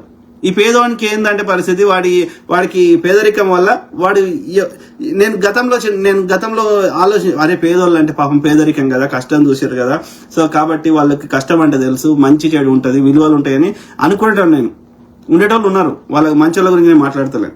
కానీ ఈ పేదరికంలో ఉన్న వాళ్ళ కూడా వాళ్ళ పేదరికాన్ని ఆసరాగా చేసుకొని ఎవడు పైసలు ఇస్తే వానికి అమ్ముడు బయట గాడిద కొడుకులు చాలా మంది ఉన్నారు, బీసీ ఎస్సీ ఎస్టీలలో పేదోళ్ళ. సో ఆ క్రమంలో వీళ్ళు ఏం చేస్తారు, కబ్జా పెట్టిపిస్తారు ఈ పేదోళ్ళు. ఇప్పుడు గుడిసెలు తీసేస్తే గొల్లి చేస్తారు, పేదోళ్ళ మీద పడ్డారు అంటారు. కానీ ఈ పేదోళ్ళ వెనకాల కూడా పెద్దలు ఉంటారు, గద్దలు ఉంటారు. వాడు ఎమ్మెల్యేనో గిమ్మెల్యే వీడే వేపిస్తాడు అది గుడిసెలు, ఏమైనా నేను చూసుకుంటా అంటాడు. ఎందుకని ఆ భూమికి కబ్జా పెడతాడు, వీడు పెట్టి అలాకెళ్ళి వీడు దోసుకుంటే ఇప్పుడు ఆ భూమికి ఒక 100 కోట్లు అనుకుందాం, లేకపోతే ఎన్నో సమ్ కోట్లు, ఓకే 100 కోట్లు అనుకుందాం లెక్క కోసం. 10 కోట్లు ఈ పేదోళ్ళకి పారబోతాడు, 90 కోట్లు వాడు దోసుకుంటాడు. వీనికి అదే ఎక్కువ ఈ పేదోనికి. వాడు 3,000 5,000 కోట్లు అమ్ముకోవడానికి ఆ రోజు కూలి ఇస్తే నీకు బహిరంగ సభకు వచ్చడానికి వాడికి అదే ఎక్కువ, 1,00,000 రూపాయలు కానీ 50,000 కానీ. సో మొత్తం వాడు దోసుకుంటాడు. వాడు కబ్జా వాడు చేపించిండు, వాడు బీఆర్ఎస్ సిర్పూర్లో గుడిసెలు వేపించిండు. వాడు వాడి పేరేంది, బీఎస్పీ తరఫున గెలిచిండు అని పేరు మర్చిపోయాను, ఆంధ్రోడు. సో వాడు వేస్తే గుడిసెలు తీపిస్తే పెద్ద గొడవ. ఇట్లా చేస్తారు. ఈ పేదోళ్ళు అమ్ముడు పోతారు. ఇప్పుడు పేదోళ్ళని తిడదామా అంటే మనం అనలేము, కానీ వాని పేదరికం మనం అర్థం చేసుకోగలుగుతాం. కానీ అట్లా తప్పు కదా, అట్లా అయితే అందరు కబ్జా పెట్టుకుంటా అంటారు. అది కరెక్ట్ కాదు. అది పేదవాడైనా పెద్దవాడైనా తప్పదు. నీకు నిజంగా పేదరికం ఉంటే అప్లికేషన్ పెట్టుకో, నీ ఎమ్మెల్యేకి నీ ప్రజాప్రతినిధికి రిక్వెస్ట్ పెట్టు, సంబంధిత మంత్రికి లేకపోతే ఆ యొక్క శాఖకి ముఖ్యమంత్రి గారికి వినతి పత్రం ఇయ్యి, నా బాధ చెప్పుకో. నువ్వు లైన్లో నీది ఏ పొజిషన్లో ఉంటే అప్పుడు నీకు వస్తుంది, నీకు రావాల్సింది. నీకంటే ముందు అప్లై చేసుకున్న వాళ్ళు ఆల్రెడీ ఉంటారు కదా. సో కాబట్టి దానికి పద్ధతి ఉంది, దానికి సిస్టమ్ ఉంది. దాన్ని ఎవడు పడితే వాడు గుడిసెలు వేసుకొని ఇది నాదే, నేను దున్నుకుంటాను కాబట్టి ఇది నాదే అంటే చెల్లదు. అట్లాంటి అందరూ అంటారు. అప్పుడు భూమి ఉండదు మనకు, దేనికి భూమి ఉండదు వేరే దానికి. సో అది పద్ధతి కాదు. ఓకే, చట్టం దానికి చట్టం ఉంది, దానికి పద్ధతి ఉంది. సో అది గుడిసెల విషయం. ఇంకా తర్వాత ఈ జర్నలిస్టుల గురించి చెప్పిన కదా, ఈ దుర్మార్గులు ఎట్లా తయారయ్యారు అనేది. ఈ చిల్లరకి అమ్ముడు పోతున్నారు. ఈ జర్నలిజం ప్రతి ఒక్కటి జర్నలిస్టం అని పెట్టుకుంటున్నాడు. వాడు ఏదో ఒక పార్టీకి సంకన నాకుతున్నాడు. బీజేపీ బీఆర్ఎస్ దోసుకుంటాయి కాబట్టి ఆ చిల్లర ఇస్తారు కాబట్టి వీళ్ళు ఇప్పుడు ఈ రాకేష్, విప్లవశ్రీ, ఇప్పుడు తులసి చంద్, లేకపోతే ఇంకా చాలా మంది ఇక పేరున్నోళ్ళు పేరు లేని వాళ్ళు ఇంకా చాలా మంది ఉన్నారు. ఇట్లా తయారయ్యారు. వాళ్ళకి ఒక్క దాంట్లో వాళ్ళకి నచ్చదు. ఇప్పుడు బీఆర్ఎస్ సపోర్ట్ చేసే వాళ్ళకి బీజేపీ నచ్చదు. ఆ బీజేపీ రిలేటెడ్ మంచి కరెక్ట్ చెప్తారు, ఇక మిగతా అన్ని విషయాల్లో తప్పు చెప్తారు. ఎస్పెషల్లీ బీఆర్ఎస్ విషయంలో వాళ్ళు వాస్తవాలు చెప్పారు, ఆ టాపిక్ చర్చ చేయరు. అది సెలెక్టివ్ జర్నలిజం అయిపోతుంది అప్పుడు. అట్లా తయారయ్యారు. ఎస్పెషల్లీ ఇప్పుడు నేను చెప్పిన పేర్లలో తులసి చందన్ మోస్ట్లీ నాకు బీఆర్ఎస్ సపోర్ట్ చేస్తుంది అనిపిస్తుంది ఆమెను చూస్తే. ఓకే, ఆమె కంటెంట్. తర్వాత ఈ విప్లవశ్రీ అదే పరిస్థితి, బీఆర్ఎస్ అంక నాకుతుంది. తర్వాత ఈ రాకేష్ అటు బీజేపీయా బీఆర్ఎస్ రెండిటికా. బీజేపీ బీఆర్ఎస్ వేరు కాదు. ఎందుకంటే మీరు అబ్జర్వ్ చేయండి, బీజేపీ వచ్చే దగ్గర వస్తాడు, బీజేపీ రాని దగ్గర వాడు చెప్తున్నటువంటి వాడికి మూటలు ఇచ్చినట్టు పెట్టుకుంటాడు. కాంగ్రెస్ ముక్త భారత్ అంటున్నాడు. ఎందుకంటున్నాడు? కాంగ్రెస్ ఉంటే వాడికి మూటలు రావు, కేసీఆర్ ఉంటే వస్తాయి. బీజేపీ తెచ్చిన ప్రతి బిల్లుకి సంపూర్ణ మద్దతు ఇచ్చిండు కేసీఆర్ గారు. కాబట్టి దాడు మిత్రపక్షమే. వాడు ఎంత నేను కాదని చెప్పుకుంటే ప్రజలు నీ చర్యలు అబద్ధం చెప్పాయి కదా, ఆలోచించండి. ఆ క్రమంలో ఏది జర్నలిస్ట్ గురించి గాంధీ విగ్రహము, కాంగ్రెస్ ప్రభుత్వ పాలన. సో గాంధీ విగ్రహం గురించి మాట్లాడండి. గాంధీ విగ్రహం అనేది, గాంధీ విగ్రహం ఒక్కటి కాదు. మూసీ రివర్ ఫ్రంట్ అనేది, రివర్ ఫ్రంట్ అంటే రివర్ కి ముందట ఒక పెద్ద ఏమంటారు ఒక నగరం లాంటిది కట్టడం జరుగుతుంది. మొత్తం రివర్ ఏడేడ వాడుతుందో అది మొత్తం రివర్ కి ఇటు చుట్టూ అటు చుట్టూ అది ఎన్ని కిలోమీటర్లు ఒక ఏమంటారు ఒక గ్రీనరీ, ఇండస్ట్రీస్, భవనాలు, అదొక పెద్ద ఏమంటారు అది ఒక పెద్ద ప్రాజెక్ట్. అది ఇప్పుడు ఏది సాబర్మతి రివర్ అని ఉన్నది. ఇప్పుడు అది సాబర్మతి దాని మీద డ్యామ్ కడితే సర్దార్ పటేల్ డ్యామ్ కడితేనే ఆమె జంతువులు అక్కడ ఉండే వన్యప్రాణులు నష్టం జరుగుతుందని నా చిన్నప్పటి నుంచి ఎన్ని ఏళ్ళు కొట్లాడింది ఆమె మేధా పాట్కర్. అప్పుడు గుజరాత్ సీఎంగా ఉన్నాడు ఈడే మోడీ, కానీ అన్ని అణిచివేసిండు. ఓకే, ఆ డ్యామ్ కట్టిండు సర్దార్ పటేల్ పేరు మీద. తర్వాత పటేల్ గారికి విగ్రహం పెట్టిండు 3,000 కోట్లు పెట్టి. తర్వాత ఈ యొక్క సాబర్మతి రివర్ ఫ్రంట్ అని చెప్పి 80,000 కోట్ల ప్రాజెక్ట్ అది. పీపీపీ అంటారు. అంటే ప్రభుత్వము అట్లనే ప్రైవేట్ సంస్థలు రెండు కలిపి ఇన్ కోఆర్డినేషన్ లా అది చేస్తున్నారు. ఇప్పుడు ఫస్ట్ ఫేజ్ అయింది. 2,000 కోట్లు 10,000 కోట్లు ఇంత ఖర్చు పెట్టారు ఆల్రెడీ. సో ఇంకా ఇంకా ఇంకా 7 ఫేజులు కావాలి. సో అది పెద్ద ప్రాజెక్టు నడుస్తున్నది. మీరు కావాలంటే గూగుల్లో కానీ యూట్యూబ్లో కానీ ChatGPTలో కానీ ఇంకెళ్ళిన ఏఐలో కానీ కొట్టండి సాబర్మతి రివర్ ఫ్రంట్ ఏంది, దానికి ఎంత ఖర్చు అవుతుంది, ఏమేం చేశారు అన్నీ ఇట్లా చూపెడుతుంది. మరి వాడు 80,000 కోట్లతో కట్టినప్పుడు ఈ మూసీ కింద దోమలు వాడుతున్నాయి. అది మొత్తం ఇండస్ట్రీస్ అన్ని పోయి ఆ మురికి నీళ్ళు అలా కలుపుతున్నారు. ఆ పంటలు ఆ మూసీ నది నీళ్లతోటి పంటలు పండించినా అవి తిన్నా రోగాలు వస్తాయని బాధపడుతున్నారు. ఆ ఎస్పెషల్లీ నల్గొండ జిల్లాలో ఎక్కువ ఇబ్బంది పడుతున్నారు. సో దాన్ని సుందరీకరణ చేసుకుంటే హైదరాబాద్ ని విశ్వనగరంగా చేసుకోవడానికి ప్రయత్నం చేస్తే ఒక 10,000 కోట్లు పెడితే ఈ మూసీ రివర్ ఫ్రంట్ అవుతుంది. ఇంకో 10,000 కోట్లు పెడితే మొత్తం అండర్ గ్రౌండ్ డ్రైనేజ్ సిస్టమ్. మరి విశ్వనగరం ఎట్లా తయారవుతుంది? నువ్వు స్మార్ట్ సిటీలో 100 స్మార్ట్ సిటీలు ఏ సిటీకి ఎన్ని నిధులు ఇచ్చినావు, ఏం చేసినావు? మరి విశ్వనగరం కావాలంటే ఒక బీజింగ్ లాగా, ఒక న్యూయార్క్ లాగా, ఒక దుబాయ్ లాగా కావాలంటే మరి ఇవన్నీ చేయాలి. అక్కడ దేశాలు కూడా అట్లా చేస్తే అక్కడ ప్రజలు సహకరించిర్రు. ఇలా బాగున్నాయని మనం సంకలు గుద్దుకుంటున్నాం, మన పిల్లల్ని నాడికి పంపిస్తున్నాం. మరి మనం కూడా సహకరించాలి కదా. వాడు తింటా అంటే తిట్టండి, మంచి చేస్తున్నప్పుడు సహకరించాలి కదా. కట్టేటప్పుడు ఇబ్బంది అవుతుంది. ఇప్పుడు ఎవరైనా ఇల్లు కట్టుకోవాలనుకుంటున్నారు. ఇప్పుడు ఉన్న ఇల్లు ఖాళీ చేసి కిరాయి ఇంట్లో ఉండి ఇల్లు కట్టుకునే 6 నెలలు ఏడాది ఇబ్బంది కదా. కానీ మంచి ఇల్లు కట్టుకున్నాక తర్వాత సుఖపడతావు కదా రెస్ట్ ఆఫ్ ద లైఫ్. అట్లనే కట్టేటప్పుడు ఇబ్బంది అవుతుంది. ఎందుకంటే నువ్వు ఒక వాతావరణానికి అలవాటు పడి ఇది ఖాళీ చేసి నువ్వు ఇంకో దగ్గర పోమ్మంటే ఇబ్బంది అవుతుంది. ఎందుకంటే కొత్త ప్లేసు కొత్త ఇబ్బంది అవుతుంది. కానీ కట్టినాక ఇప్పుడు ఎవరినైతే ఖాళీ చేయమంటున్నామో వాళ్ళకి ఉట్టి చేతులతో పంపరు కదా. నీకు ఇక్కడ ఎంత పడుతుందో ఆడ జాగనో భూమో లేకపోతే పైసలో ఏదో ఒకటి ఇస్తారు. నువ్వు వేరే దగ్గర కంఫర్టబుల్ గా ఈ లైఫ్ స్టైల్ మెయింటైన్ చేసే విధంగా ఉట్టి చేతులతో పంపరు కదా ఖాళీ చేసిన వాళ్ళకి. అన్నప్పుడు ఎందుకు నొప్పి అవుతుంది? మొత్తం అయినాక దాని రూపురేఖలు మారినాక నువ్వే అప్రిషియేట్ చేస్తావు. ఎస్, టెంపరీ కష్టం ఉంటుంది. టెంపరీ కష్టం బెటరా లేకపోతే రెస్ట్ ఆఫ్ ద లైఫ్ కష్టపడదామా? ఒక రోడ్ వేసేటప్పుడు ఇబ్బంది అవుతుంది. ఆ వేసే 6 నెలల్లో ఏడాదో. కానీ అది మంచిగా వేస్తే యాక్సిడెంట్లు కావు కదా, గుంతలలో పడం కదా, మనమే సావం కదా. రోజు ఇబ్బంది పడుకుంటే బతికే బదులు ఒక 6 నెలలు కష్టపడితే రెస్ట్ ఆఫ్ ద లైఫ్ బాగుంటుంది కదా. నాగార్జున సార్ కట్టేటప్పుడు ఇబ్బంది అయింది, కానీ ఇప్పుడు ఇవాళ సుఖపడుతున్నాం కదా. ఇలా ఎంతమంది రైతులు తినడానికి తిండి లేకుండా ఆడ రైతులే చెప్తున్నారు. నాగార్జున సార్ కట్టక ముందు నీళ్లు లేకపోవడం వల్ల ఈ వరి అన్నం బువ్వ తినలే. అన్నం ఎందుకు తినలేదు? ఎందుకంటే నీళ్లు లేవు కాబట్టి, బీడు భూమి కాబట్టి. వర్షం పడ్డప్పుడు మొక్కజొన్న వేసుకొని అదే తిన్నారు, గట్క అంబలి వేసుకొని. కాబట్టి ఇది కట్టినాక మేము ఎప్పుడు తెల్ల బువ్వ తిన్నది, అన్నం తిన్నామని సంతోషపడ్డారు. మరి ఇప్పటికి కూడా పంటలు పండించుకుంటున్నారు. ఇలా బీడు భూములన్నీ ఈ నీళ్లు రావడం వల్ల ఇవాళ రేట్లు పెరిగినాయి. అంతకుముందు భూమిని ఒకటి పట్టించుకోలే. ఇలా భూమి బంగారం కంటే ఎక్కువైపోయింది. నీళ్ళు లేకపోతే మళ్ళీ బీడు భూమి అవుతుంది, ఎవడు పట్టించుకోడు కదా. నీళ్ళ దగ్గర ఎవడు ఉంటాడు కదా. నీళ్ళే అన్నిటికీ ఆధారం కదా. ఈవెన్ నాగరికత ఎక్కడ స్టార్ట్ అయినా ప్రపంచంలో నీళ్ళున్న దగ్గర స్టార్ట్ అయింది, నదుల పక్కకి. సో కాబట్టి మంచిగా చేస్తుంటే సహకరించకుండా ఎందుకు దుష్ప్రచారాలు? గాంధీ విగ్రహానికి ఎందుకు అవుతాయి? నువ్వు అంబేద్కర్ విగ్రహానికి 100 కోట్లని స్టార్ట్ చేసి 20 కోట్లు 50 కోట్లు అని చెప్పి నువ్వు దానికి 10 రెట్లు ఖర్చు పెట్టినావు. నువ్వు ఆడు 3,000 కోట్లు పటేల్ విగ్రహానికి, వాడు 5,000 కోట్లు శివాజీ విగ్రహానికి పెట్టిండు. వీడు 100 కోట్లు 200 కోట్లు ఎంత పెట్టిండు అంబేద్కర్ విగ్రహానికి. మరి నువ్వు అంబేద్కర్ విగ్రహం కట్టినప్పుడు ఇన్ని సమస్య లేనప్పుడు, వాడు పటేల్ విగ్రహం కట్టినప్పుడు, శివాజీ విగ్రహం కట్టినప్పుడు సమస్య లేనప్పుడు, వీడు గాంధీ విగ్రహం కడతాడు ఎందుకు నొప్పి అవుతుందిరా? I don't understand. నువ్వు చేసేది సంసారము, అదే పని వేరే వాడు చెప్తే వ్యభిచారం అంటే ఐ డోంట్ అండర్స్టాండ్.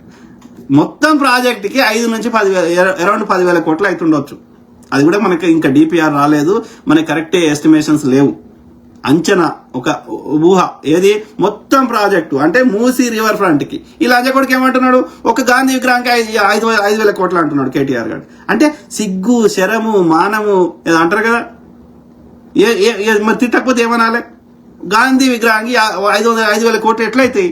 ఎందుకైతాయి? ప్రచారం మొత్తం ప్రాజెక్టులో అది కూడా ఒకటి కడతారు అంతే, ఒక స్టాచ్యూ. అవి ఇప్పుడు కేసీఆర్ పెద్ద జెండా పెట్టినట్టు, లేకపోతే అంబేద్కర్ విగ్రహం కట్టినట్టు అట్లా ఒకటి కడతారు అంతే. దానికి ఎందుకైతే కానీ కోట్లు? నువ్వు తినాలనుకుంటే అయితే బీజేపీ వాళ్ళు తింటారు కాబట్టి ఆడైతే 3,000 కోట్లు 5,000 కోట్లు. కానీ ఇక్కడ ఎందుకైతే మొత్తం ప్రాజెక్టుకి మూసీ రివర్ ఫ్రంట్కి మొత్తానికి అయితే. పోనీ ఎక్కడైనా గవర్నమెంట్ ఎక్కడైనా అఫీషియల్గా ఏమైనా అనౌన్స్మెంట్ చేసింది, ఎక్కడైనా డాక్యుమెంట్ డిపిఆర్ రిలీజ్ చేసింది, ఒక గాంధీ విగ్రహానికి మాత్రమే 5,000 కోట్లు అయితే ఏదైనా ఆధారం ఉంటే చూపెట్టండి.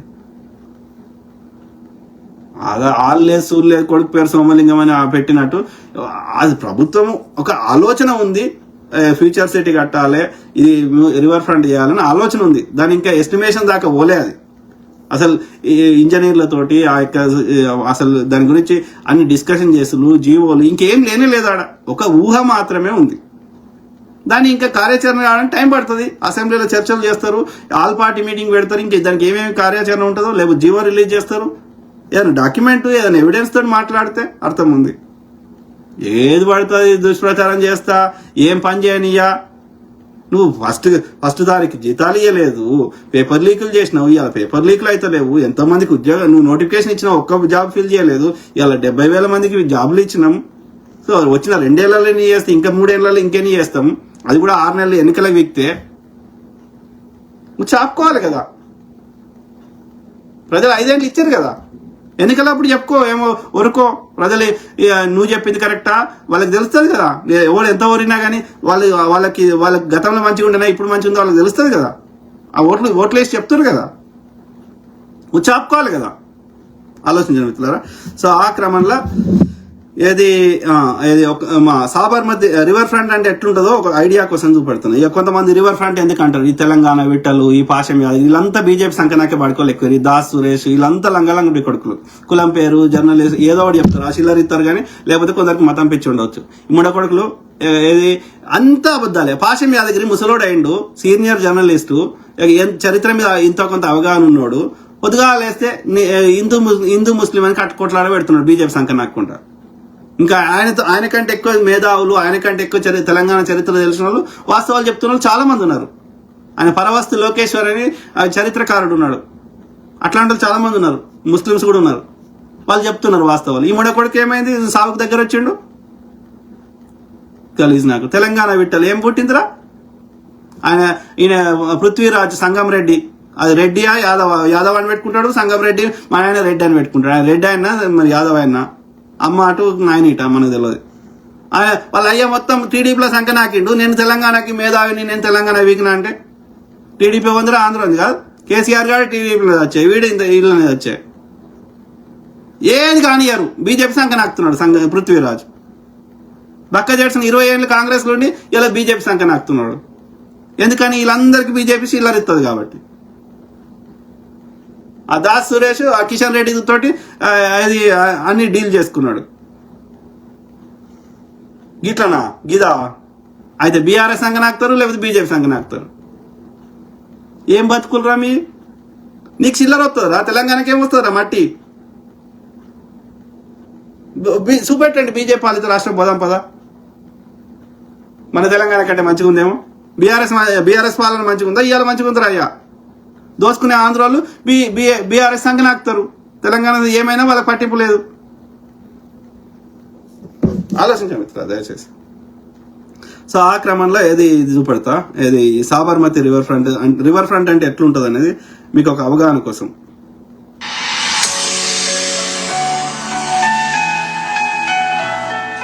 Ahmedabad, a historic city where centuries of culture and civilization have left their mark. And now the city is witnessing a new identity through the Sabarmati Riverfront project. ఇక్కడే కాదు, న్యూయార్క్ లో ఉంది, ఆస్ట్రేలియాలో ఉంది, అనేక పెద్ద పెద్ద అభివృద్ధి చెందిన దేశాలు చాలా వాటిలలో వాళ్ళ రివర్ చుట్టూ ఇవన్నీ కట్టుకుంటారు అన్నట్టు. డౌన్ టౌన్ అంటారు కదా, ఇట్లా పెద్ద పెద్ద ఆకాశ ఆర్మ్యాలు, ఇట్లా ఒక డిఫరెంట్ సిటీ కట్టినట్టు. ఓకే, ఒక విగ్రహం కాదు. Okay, This is not just an infrastructure development. It's a vision of Prime Minister Narendra Modi being carried forward by Chief Minister Bhupendra Patel. એ બધાએ આજે સાબરમતી રિવરફ્રન્ટ ઉપર જે ડેવલપમેન્ટ થયું છે અરે વિઠ્ઠલ અને ત્યાં જે અરે વિઠ્ઠલ આવલે తెలంగాణ విఠల్ చూడు బే, ఇది నువ్వు సపోర్ట్ చేసే మోడీ గాడు కట్టుకుంటున్నాడు. ప్రపంచంలో ఎక్కడైనా ఉంది. ఎందుకు అంటాడు వీడు? మరి ఆడెందుకు కట్టుకుంటురా బోసిడికే. એ લોકોને પણ લગભગ 8,000 જેટલા મકાનો એ લોકોને આપ્યા છે. హరీష్ రావు ఇంకా సిద్దిపేటలో 100 కోట్లు పెట్టి కొమటి చెరువు పక్కకి, మన సిద్దిపేట, సో కొమటి చెరువు పక్కకి కడితే సంతోషం పడతలేరా? అది వేలాడే బ్రిడ్జ్ కట్టిండ్రు, ఇది చేసిర్రు. ఇదే కేసీఆర్ చెప్పిండు, మానేరు డ్యాము థేమ్స్ నది లెక్క చేస్తా, దాని మీద ఇది చేస్తా, 3 నక్షత్రాల హోటల్ పెడతా అన్నట్టు వాడు పెట్టలే కానీ, బట్ సిద్దిపేటలో వాడు హరీష్ రావు 100 కోట్లు పెట్టి ఏదో చేసిండు కదా, సంతోషపడతలేరు. దానికే సంతోషపడుతున్నారు. అట్లా దానికి 100 రెట్లు పెద్దగా చేస్తామంటే ఎందుకు నొప్పి అవుతుందిరా? హైదరాబాద్ రూపురేఖలు మారిపోతాయి. ఇదే మనము ఏది ట్యాంక్ అంతకుముందు ట్యాంక్ బండ్ చెరువు అది బ్రిడ్జే కదా, ట్యాంక్ బండ్ బుద్ధ విగ్రహం పెట్టి అది నెక్లెస్ రోడ్ కట్టినాక దాని రూపురేఖలు మారలే. ఇంకా చిన్నదానికి గంత అయితే దానికి 100 రెట్లు పెద్దగా చేస్తామంటే ఎందుకు నొప్పి అవుతుందిరా? నాకు అర్థం కాదు. మళ్ళీ మంచిగా మీరే వచ్చి అబ్బాయి ఎంత బాగుంది మన ఇది ఇండియా. నేను నిజంగా మిగతా హైదరాబాద్ మొత్తం ఉండి ఎయిర్పోర్ట్ సరౌండింగ్స్ పోగానే, ఆ ఎయిర్పోర్ట్ దారిలో పోగానే నేను ఇండియాలోనే ఉన్నాను అన్న ఫీలింగ్ వస్తుంది. మీ అందరికి వస్తుంది, ఎవరికైనా వస్తుంది. ఆ రోడ్లు, ఆ గ్రీనరీ, ఆ ఎయిర్పోర్ట్ల క్లీన్లీనెస్, శుభ్రత. మరి గట్లా మంచిగా చేసుకుందామంటే ఎందుకు నొప్పి అవుతుంది? దోమలల్లా ఆ పేదోళ్ళని అట్లెందుకు వస్తారు? వాళ్ళని వేరే దగ్గర పెట్టినా వాళ్ళకి కావాల్సిన ఇస్తాం కదా. వాళ్ళకి ఇప్పుడు గుడిసెలలో ఆ దోమలలో ఉండే కంటే మంచిగానే ఇస్తారు కదా ఎవరికైనా, అపార్ట్మెంట్ వాళ్ళకైనా ఎవరికైనా. ఎందుకు నొప్పి అవుతుంది? మీరు అదే సిమిలర్ లైఫ్ స్టైల్ కానీ అంతకంటే మంచి లైఫ్ స్టైల్ ఉండే విధంగా మీకు వేరే దగ్గర పునరావాసం కల్పిస్తారు. ఉట్టి చేతులతో వెళ్ళగొట్టరు. కేసీఆర్ వెళ్ళగొట్టిండు. కాంగ్రెస్ ప్రభుత్వము ఇప్పటికి కూడా రేవంత్ రెడ్డి కూడా అనేక సార్లు అనౌన్స్ చేసిండు, మేము భూమి తీసుకుంటే భూమికి భూమే ఇస్తామని చెప్తున్నారు. 2013లో తెచ్చింది మన సోనియా గాంధీ గారు, డాక్టర్ మన్మోహన్ సింగ్ గారు భూ సేకరణ చట్టం అని 2013లో. సో దాని ప్రకారం భూమి తీసుకుంటే భూమికి భూమి ఇస్తాము, వాళ్ళ ఇంట్లో ఒక ఉద్యోగం ఇస్తాము, వాళ్ళకి ఈ మానసిక శోభ ఏదైనా ఉంటే, బాధ ఉంటే వాళ్ళకి కావాల్సిన మెడికల్ ఖర్చులన్నీ భరిస్తామని చెప్పారు. మరి ఇవ్వాలి, తప్పదు. ఎందుకంటే ఓ జాతి ప్రయోజనాలు ఆలోచించినప్పుడు స్వతంత్రం కోసం వాళ్ళు ప్రాణాలు త్యాగం చేసి కొట్లాడినరు. మనం ప్రాణాలు ఇవ్వమంటలేం కదా, ఒక పెద్ద కాజ్ కోసం. మరి అందరికి జాతికి ప్రయోజనం చేకూరుతున్నప్పుడు కొంచెం అన్కంఫర్ట్ ఉంటుంది, భరించాలి టెంపరీగా. అయినా సరే ఉట్టి చేతులతో పంపుతలేరు కదా. ఎందుకు నొప్పి అవుతుంది? ఎందుకు వాళ్ళని రెచ్చగొడుతున్నావు? ఎందుకు వాళ్ళకి ఒక అభద్రతా భావానికి గురి చేస్తున్నావు? ఫేక్ ఎందుకు ప్రచారం చేస్తున్నావు? అంటే బాగుపడద్దా తెలంగాణ? I don't understand. నీ చిల్లర రాజకీయం చేస్తారా? ఆడ సబర్మతి రివర్ ఫ్రంట్ పెడితే నీకు నొప్పి కానప్పుడు ఈడ ఎందుకు అంటావు కిషన్ రెడ్డి? మీకు దమ్ము ఉంటే నువ్వు 8 మంది ఎంపీలను అడ్డదారిని ఏదో దారి గెలిచారు కదా, 8 మంది ఏమైనా తీసుకురండి కేంద్రం. మాకు ఈ సాబర్మతి రివర్ ఫ్రంట్ లో నువ్వు ఎట్లా కట్టుకున్నావో అట్లా మాకు ఈ రివర్ కడుతున్నాం, మోడీ గారు మాకు 10,000 కోట్లు మా రాష్ట్రానికి ఇవ్వమని అడగండి. నిజాం షుగర్ ఫ్యాక్టరీ పునరుద్ధరించండి, అది ఏడుందో స్పైస్ బోర్డు చూపెట్టండి. కానీ పనికొచ్చేది చేయాలి కానీ పొద్దుగాలేసి లంగరాజకీయం చేస్తా ఈడ ఏం చేయనియా, అక్కడ నుంచి ఏం దేను, ఇక్కడ ఏం చేయనియా. కానీ బీజేపీ పాలిత రాష్ట్రంలో ఎట్లా చేసినా ఓకే, ఎంతవరకు కరెక్ట్ అది ఆలోచన ప్లీజ్. ఓకే, લાઈટ હોય, પાણીની વ્યવસ્થા હોય, ત્યાં આગળ નાનો હોલ હોય, ગાર્ડન બનતો હોય તો ગાર્ડન બનાવ્યો છે. બાબત આ સાબરમતી રિવરફ્રન્ટ જે અદા કરી રહ્યું છે એ છે flood protection for the city. Ahmedabad જેવા એક વિશાળ શહેર માટે પૂરેપૂરું ફ્લડ પ્રોટેક્શનથી સુરક્ષા કવચ પૂરું પાડનાર સાબરમતી રિવરફ્રન્ટ છે. Reclaiming 202.79 hectares of land, the river now flows year-round. Earlier, the Sabarmati had water only during the monsoon. But now, thanks to the Narmada Canal and the Vasna Barrage, the river remains flowing. To maintain cleanliness, only Gujarat వాడు ప్రధాన గుజరాత్ ఒక్కటే బాగుండాలా, మిగతా దేశంలో బాగుండొద్దా? ఎక్కువ ట్యాక్సులు south India నుంచే పోతున్నాయి. I don't understand. వాడు గుజరాత్కి ప్రధాని అయి ఉండాలి, మరి దేశానికి అందరికి ప్రధాని కదా వాడు. అన్ని బిడ్డల్ని సమానంగా చూడాలి కదా. ఆలోచించండి మిత్రులారా please. Okay, let's live in reality. నిజంగా బతుకుదాం. Narmada Canal and the Vasna Barrage, the river remains flowing. To maintain cleanliness, wastewater from over 38 drains along both banks is now treated before reaching the river. Today, the riverfront is not just a place to see. It has become a vibrant public space with green landscapes, walkways, open gyms and boating, a space where people connect and engage. એની અંદર cycling track, jogging track જેવા અનેક બીજા જે સંસાધનો છે એ પણ આની અંદર ઉમેરા છે, બીજી ફેસિલિટીઝ પણ આમાં ઉમેરા છે. રિવરફ્રન્ટની જો હું વાત કરું તો એઝ એ અમદાવાદી મને બહુ જ પ્રાઉડ ફીલ થાય છે કે આપણા માનનીય શ્રી નરેન્દ્રભાઈ મોદી, જેમનો આ ડ્રીમ પ્રોજેક્ટ હતો રિવરફ્રન્ટ, જે હાલમાં અત્યારે અમદાવાદની બહારના લોકો પણ અત્યારે અહીંયા વિઝિટ કરવા આવે છે.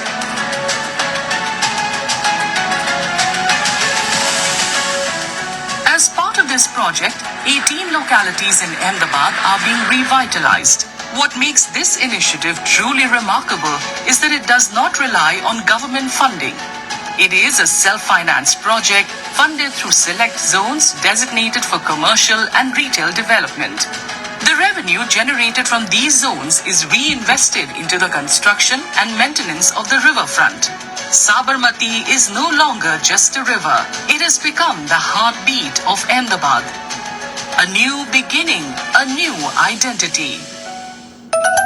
సో అర్థమైంది కదా, రివర్ ఫ్రంట్ అంటే ఒక పెద్ద కొత్త పట్టణం కట్టినట్టు ఒక రకంగా. ఇప్పుడు ఎట్లయితే రేవంత్ రెడ్డి గారు ఫ్యూచర్ సిటీ అంటారు కదా, అట్లా ఒక కొత్త సిటీ కట్టినట్టు అలాంగ్ ద రివర్ ఎంత ఎస్పెషల్లీ సిటీలో ఊరు సిటీ దాటినాక కాదు, విత్ ఇన్ ద సిటీ లోపల ఆ రివర్ ఏడైపోతుందో దాని చుట్టూ ఒక పెద్ద ఆకాశ హార్మాలు, greenery, it's a different city, ఒక సిటీ కట్టినట్టు. ఓకే, సో దానికి మన మొత్తం ఎంత అవుతుందో మనకు తెలియదు. ఇంకా డిపిఆర్ డీటెయిల్డ్ ప్రాజెక్ట్ రిపోర్ట్ రావాలి, మేధావులతో చర్చలు జరగాలి. సో అది ఒక మొత్తం ఒక 40-50 వేల కోట్ల ఖర్చు అయింది దాని మొత్తం ప్రాజెక్ట్ ఎస్టిమేషన్ అనుకోండి. అందులో మెజారిటీ 90% ఆర్ 80% ఈ అక్కడ డెవలప్మెంట్ జరిగినాక ఆ ఎవరైతే ప్రైవేట్ వాళ్ళు ఉంటారో వాళ్ళకి అందులో వచ్చే రెవెన్యూ దానికి వినియోగపరిచే విధంగా టెంపరీగా అప్పు తెచ్చినా కానీ అందులో వచ్చే రెవెన్యూ ద్వారా అప్పు తీర్చడం జరుగుతుంది. కాబట్టి అందులో 90% ఈ ప్రైవేట్ వ్యక్తుల ద్వారానే వస్తుంది. అర్థమైందా? దాని ద్వారా ఆ డెవలప్మెంట్ ద్వారా వచ్చే రెవెన్యూ ద్వారా. ఓకే, ఓన్లీ ఇనీషియల్ 10% మాత్రమే మనం చేయాల్సి వస్తుంది. ఇది ఒక్క ప్రాజెక్ట్ కాదు. ఇప్పుడు సైబర్ టవర్స్ అని అప్పుడు ఈ సైబర్ సిటీ అన్నారు కదా, ఈ సైబర్ టవర్స్ లో మనం ఏం చేసినాం, ఆ టవర్స్ కట్టి అందులో 12% మనది, 88% ఈ ప్రైవేట్ వాళ్ళది. ఓన్లీ మనం బిల్డింగ్లు కట్టి వాళ్ళకి రాయితీలు ఇచ్చి సబ్సిడీలు ఇచ్చి ఎలక్ట్రిసిటీ వాళ్ళ రెంట్ స్పేస్ ఇవన్నీ ఇస్తే వాళ్ళు మనకి ఇక్కడ ఎంప్లాయ్మెంట్ ఇస్తారు. అట్లా మనకి ఎంప్లాయ్మెంట్ కానీ ట్యాక్సీలు కానీ అట్లా డెవలప్ అవుతుందని. సో అందులో మనం 10% గవర్నమెంట్ పెట్టింది, 90% ఆ యొక్క ఇటు దానంతట అదే ప్రొడ్యూస్ అంటే ప్రైవేట్ ద్వారా దానంతట అదే రెవెన్యూ వస్తుంది అన్నట్టు. మీరు ఏదైనా తీసుకోండి, ఇదే ఈ సైబర్ అదే పరిస్థితి. ఇప్పుడు ఈవెన్ ఏమన్నా ఫార్మా ఇండస్ట్రీ, లేకపోతే ఇప్పుడు ఏది మన యొక్క టెక్స్టైల్ ఇండస్ట్రీ, ఏదైనా అదే పరిస్థితి. మనం బేసిక్ ఫెసిలిటీస్ ఇస్తాం, దానికి కావాల్సిన బేసిక్ ఇన్ఫ్రాస్ట్రక్చర్ బిల్డ్ చేస్తాం. ఇంకా అర్థమైందా? లేకపోతే సబ్సిడీలు ఇస్తాం, రాయితీ ఇస్తాం, తక్కువ రేట్కి ఇస్తాం. భూమి కానీ లేకపోతే కరెంట్ కానీ ఇవన్నీ ఇట్లా ట్యాక్సులు తీసుకోకపోవడం, ట్యాక్స్ ఎగ్జంప్షన్ ఏదో ఒకటి వాళ్ళకి ఇక్కడ వచ్చి మనకి పెట్టుబడి పెట్టాలి. వాళ్ళు ఇక్కడ వాళ్ళకి ఉద్యోగాలు ఇవ్వాలి, పని కల్పించాలి. ఇక్కడ అట్లా పని కల్పిస్తే వీళ్ళకి పని దొరుకుతుంది, ప్రజలకు గవర్నమెంట్ ట్యాక్సులు వస్తాయి, ఈ ప్రాంతం అభివృద్ధి జరుగుతుంది. This is the way. అంటే దాన్ని కరెక్ట్ చెప్పాలంటే పీపీపీ అంటారు. అదే ప్రభుత్వము ప్రైవేట్ రంగం రెండు కలిసి పార్ట్నర్షిప్ లో చేస్తున్నట్టు. అందులో ప్రభుత్వం అరౌండ్ 10% ప్రభుత్వం పెట్టుబడి ఉంటుంది, 90%, 80 నుంచి 90% ప్రైవేట్ వాళ్ళదే ఉంటుంది. అది సెల్ఫ్ సస్టైన్ ఉంటుంది. అర్థమైందా? ఇన్ ద లాంగ్ రన్ లో ఇంకా రెవెన్యూ కూడా ప్రొడక్షన్, ఇంకా దాని కాస్ట్ అయిపోయినాక, లోన్లు అయిపోయినాక దానికి ఇంకా డబ్బులు కూడా ప్రభుత్వానికి వచ్చే అవకాశం ఉంటుంది ఇన్ ద లాంగ్ రన్. అర్థమైందా? కాబట్టి ఆ 10,000 కోట్లే మనం పెడతాం, మిగతా 40,000 కోట్లు 50,000 కోట్లు ప్రైవేట్ వ్యక్తులే పెడతారు. ఈ 10,000 కోట్లు కూడా ఇంత లాంగ్ రన్ లో మనకు తిరిగి వచ్చేస్తాయి. సో ఆ విధంగా చేస్తున్నప్పుడు గాంధీ విగ్రహానికి 5,000 కోట్లని ఎక్కడ రాసిర్రు, ఎవరు రాసిర్రు, ఎందుకు రాసిర్రు, ఎక్కడ ఉంది, ఎవరు చెప్పిండ్రు, ఎక్కడ జీవో వచ్చింది, ఎక్కడ డిపిఆర్లు ఉంది చూపెట్టండి, మీకు దండం పెడతాం. మీరు జర్నలిస్టులు అయినా సరే, ప్రతిపక్షాలు, ఒక రెస్పాన్సిబుల్ ప్రతిపక్షాలు కానీ ఒక ఏమంటారు లేదు అంటే ఒక పవిత్రమైన వృత్తి యొక్క ఏమంటారు 4వ మూలస్తంభం, ప్రజాస్వామ్యం 4వ మూలస్తంభమైనటువంటి జర్నలిజం, మీరు దాన్ని వ్యభిచారంగా మారుస్తా అంటే ప్రజలు తంతారు మిమ్మల్ని. మీ వీడియోలు చూడరు, మిమ్మల్ని ప్రతి ఎన్నికలలో ఓడగొడతారు. నిజంగా తప్పు చేస్తే ఆధారాలతోటి, డేటాతోటి ప్రశ్నించడమే వద్దాను. కానీ అభివృద్ధికి అడ్డుపడతాము, వేరే రాష్ట్రాలు ఇట్లా చేసినా వేరే దేశాలు అట్లా చేసినా అక్కడ సంకలు గుద్దుతాము, ఇక్కడ మాత్రం మేము ఏం కానియము, తెలంగాణ నాశనం చేస్తామంటే వాడు రఘు జర్నలిస్ట్ కానీ, వాడు శ్రీనివాస్ దాసరి కానీ, వాడు విఠల్ కానీ ఎవరినైనా సరే ఉపేక్షించాం. End of the day Telangana ప్రజల ఆస్తులు, తెలంగాణ ప్రజలకు చెందిన భూగర్భ ఖనిజాలు, తెలంగాణ ప్రజలకు చెందిన ట్యాక్స్ డబ్బులు ప్రతి ఒక్కటి అందులో అట్లీస్ట్ తక్కువ 70 నుంచి 80, అట్లీస్ట్ అరౌండ్ 70 నుంచి 80 రూపాయలు వాళ్ళ యొక్క సమస్యలకి శాశ్వత పరిష్కారాలు చేసేదాకా వదిలిపెట్టాం. మీరు చేస్తలేరనే కాంగ్రెస్ని తెచ్చుకున్నాం. ప్రజలు మీకు అవకాశం ఇచ్చినప్పుడు మీరు దుర్వినియోగం చేశారు. సో కాంగ్రెస్ చేస్తున్నది, చేయకపోతే వాడిని కూడా ప్రశ్నిస్తాం. కానీ వానికి ఇంకా ఈ రెండేళ్లలో వాడు 1.5 year వాడు పరిపాలన చేసిండు, ఇంకా 3 ఏళ్ళు ఉంది. ఇప్పటికే మనకు చాలా డిఫరెన్స్ కనిపిస్తున్నది. ఈ 2 years ఇంకో 2 ఏళ్ళు ఆగితే చాలా వరకు మనకు ఇంకా ఎక్కువ కనిపిస్తుంది. వాడు కేసీఆర్ సర్పంచ్లు ఆత్మహత్య చేసుకున్నారు కేసీఆర్ హయాంలో. పాపం వాళ్ళు కష్టపడి వాళ్ళు అన్ని కట్టినాక వాళ్ళు బిల్లులు వేస్తే బిల్లులకు పైసలు ఇవ్వలే. 10,000 కోట్లు మనం ఇచ్చినాం పైసలు. ఇది కాంగ్రెస్ వచ్చినాక వాడు కేసీఆర్ చేసిపోయిన వాటికి ఇచ్చింది. వాడు బిల్లులు అట్లా పెండింగ్ పెడితే వాడు 30 ఎప్పుడు జీతం వస్తుందో తెలియదు, 15కి వస్తుందో 30కి వస్తుందో. ఇలా ఫస్ట్కి ఎంత కష్టం ఉన్నా అప్పులు చేసి అయినా సరే ఫస్ట్కి జీతాలు ఇస్తున్నాం. అన్ని రోడ్లు మంచిగా చేసే ప్రయత్నం చేస్తున్నాం. కానీ ఇట్లా అనగానే అట్లా కావు కదా, పైసలు కావాలి, అప్రూవల్స్ కావాలి, యొక్క టైం పడుతుంది కదా. ప్లస్ అన్ని రంగాలు ఉన్నాయి కదా, ఒక రంగమే లేదు కదా, అవునా కదా. సో కాబట్టి మనకున్న లిమిటెడ్ రిసోర్సెస్ లో ఎంత మంచిగా చేసే ప్రయత్నం చేసినా పడుతుంది. అందుకే 5 ఏళ్ళు ఇచ్చారు కదా. ఇట్లా అనగానే అట్లా అయ్యేది ఉంటే ఒక 6 నెలలు 7 లోపల మళ్ళీ ఎన్నికలు జరిగేది కదా. సో కాబట్టి ఓపిక పడదాం. ఓకే, ఇక కాంగ్రెస్ పాలన గురించి ఏం చెప్పాలి చాలా ఉన్నాయి, కానీ ఇప్పుడు మీకు నాకు బోర్ కొట్టించే ఉద్దేశం లేదు. ఇక చాలా ఉన్నాయి. ఏమేం చేసింది అంటే రైతు రుణమాఫీ, ఉచిత విద్యుత్, వాళ్ళు పెద్ద లిస్టు తయారు చేశారు. సో కొన్ని ఫాస్ట్ చదువుదాం. రుణమాఫీ, ఉచిత విద్యుత్, మహిళలకు ఉచిత bus, gas subsidy, Rythu Bharosa, BC commission ఏర్పాటు, కులగన్న, రైతు కమిషన్, విద్యా కమిషన్, వైశ్య కార్పొరేషన్, రైతు కూలీలకు భరోసా, సన్న వడ్లకు 500 రూపాయలు బోనస్, సంవత్సరంలో 55,000 ఉద్యోగాలు, తెలంగాణ రాష్ట్ర ఏర్పాటు, తర్వాత డిఎస్సి వేయడం, గ్రూప్ 1 పరీక్షలు, ఎస్సీ వర్గీకరణ, 25 లక్షల మంది రైతులకు రుణమాఫీ కింద బ్యాంకులో 21,000 కోట్ల రూపాయలు. కాంగ్రెస్ ప్రభుత్వం వచ్చినాక కేవలం రైతుల కోసమే 55,000 కోట్ల ఖర్చు చేసిన. ఇది ఒక 6 నెలల ఏడాది ముందు ముచ్చట. ఇంకా ఇప్పటికి ఎక్కువ ఉంటాయి. తెలంగాణ తల్లి విగ్రహ ఆవిష్కరణ, జయ జయ హే తెలంగాణ అధికారిక గేయం, తెలంగాణ కవులు కళాకారులకు గుర్తింపు, కోటి రూపాయల నగదు పురస్కారం, గద్దర్ పేరిట నంది అవార్డులు, సంక్షేమ హాస్టళ్లు, డైట్ ఛార్జీలు, కాస్మెటిక్ ఛార్జీల పెంచడం, సంక్షేమ హాస్టళ్లు, ఇట్లా చాలా ఉన్నాయి. దావోస్ పర్యటన, ప్రతి నియోజకవర్గంలో అభివృద్ధి కోసం 15 నుంచి 20 కోట్ల రూపాయల నిధులు విడుదల, ప్రభుత్వ ఉద్యోగులకు ప్రతి నెల 1వ తారీఖున జీతం, 1 నుంచి 5 లోపల జీతాలు, ఆరోగ్యశ్రీ సేవల కింద 1000 కోట్ల బిల్లులు చెల్లించాం. తెలంగాణ రాష్ట్రంలో 55 లక్షల కుటుంబాలకు ఉచిత విద్యుత్, 200 యూనిట్ల జీరో బిల్లు ఇస్తున్నాం. గ్రామ పంచాయతీ కార్మికుల వేతనాలు ఇస్తున్నాం. ROFR పట్టా భూములకి కూడా రైతు భరోసా ఇవ్వాలని నిర్ణయం తీసుకున్నాం. అర్హులైన ఇట్లా చాలా ఉన్నాయి. ఉద్యోగ క్యాలెండరు, సన్న వడ్లకి అంటే ఎక్కువ ఇచ్చినాము, ఇందిరమ్మ ఇండ్లు, ఇంకా చాలా ఉన్నాయి. ఇట్లా చెప్పుకుంటూ పోతే ఈ సోలార్ విద్యుత్తులు ఇంతకుముందే చూసిన, అదేంది తెలంగాణ ప్రభుత్వ స్కూళ్ళు, ఇట్లా చేస్తున్నాం. ఓపిక పట్టాలి. అయితే బీఆర్ఎస్ బీజేపీ కంటే 100 రెట్లు నయం. ఓపిక పట్టాలి. కాబట్టి నేను ఒకటే చెప్తాను ప్రజలకి, దయచేసి ఈ లుచల్లండి కొడుకులు చెప్తున్నారు, వాళ్ళు చిల్లర తీసుకుంటారు కాబట్టి బీజేపీ బీఆర్ఎస్ దగ్గర వాళ్ళు అట్లనే దుష్ప్రచారం చేస్తారు. Please do not get trap in to that. వాస్తవాలు పూర్తిగా కరెక్ట్ గా సోర్స్ నుంచి కరెక్ట్ తెలుసుకున్నాకనే మీకు వాస్తవాలు చెప్పే ప్రయత్నం చేస్తాం. Okay, end of the day మన ప్రాంతం అన్ని రకాలుగా బాగుపడాలి. సింపుల్. సో ఒకడిద్దరు దోసుకొని మనందరి మీద వాడు చేస్తా బీజేపీ పెట్టుబడిదారులు లేకపోతే చిల్లర బ్యాచ్ అంటే నో, అది అందరికీ అందాలి. సింపుల్. సో లక్ష్మీనారాయణ రాజన్న గారు, మీరు చాలా గ్రేట్. కానీ తెలంగాణలో కాంగ్రెస్ పార్టీపై ఎంతో నమ్మకం పెట్టుకుని పేద ప్రజలు ఓటేశారు. కానీ రేవంత్ రెడ్డి గారు ఇదే కాంగ్రెస్ పార్టీని తెలంగాణ నామరూపాలు లేకుండా చేస్తాడు. రేవంత్ రెడ్డి గారి భావజాలం మొత్తం RSS బీజేపీ వాళ్ళ భావజాలం కలిగి ఉంటాడు. రాజన్న గారు, మీరు అవునన్నా కాదన్నా తెలంగాణలో కాంగ్రెస్ పార్టీ, మీరు రేవంత్ రెడ్డి గారు అదే బ్రదర్. ఇప్పుడు ఆరోపణ, అది ఈ ఆరోపణలో ఎంతవరకు నిజం ఉంది? మీరు కూడా మిస్గైడెడ్ అయి ఉంటారు. ఇప్పుడు రేవంత్ రెడ్డి ఏం చేయగలుగుతాడు, ఏం చేస్తున్నాడు, మీరు ఒక్కటి చెప్పండి. రేవంత్ రెడ్డి ఒకవేళ ఏదైనా ఏమంటారు కొంతమంది ఎంపీలను గెలవడానికి ఏదైనా చిన్న ఏదైనా జరిగి ఉండొచ్చు, కానీ ఇప్పుడు ఆయన ఒక్కటి ఏమి నిర్ణయం తీసుకొని ఆయన ఇష్టమైనట్టు చేయడానికి ఉండదు కాంగ్రెస్ లో. ఇది ఒక జాతీయ పార్టీ, కాంగ్రెస్కి ఒక అధిష్టానం ఉంటుంది. ఆయన ఇష్టం ఉన్నట్టు చేయలేడు కూడా. ఒక చిన్న వ్యక్తిని తీసేసి తన అనుకూలమని పెట్టుకోవాలంటే కూడా సాధ్యం కాదు. అది మొన్ననే వయసు వచ్చింది కదా, రాహుల్ గాంధీని కలిసి వచ్చింది కదా, ప్రియాంక గాంధీని కలిసి వచ్చింది కదా.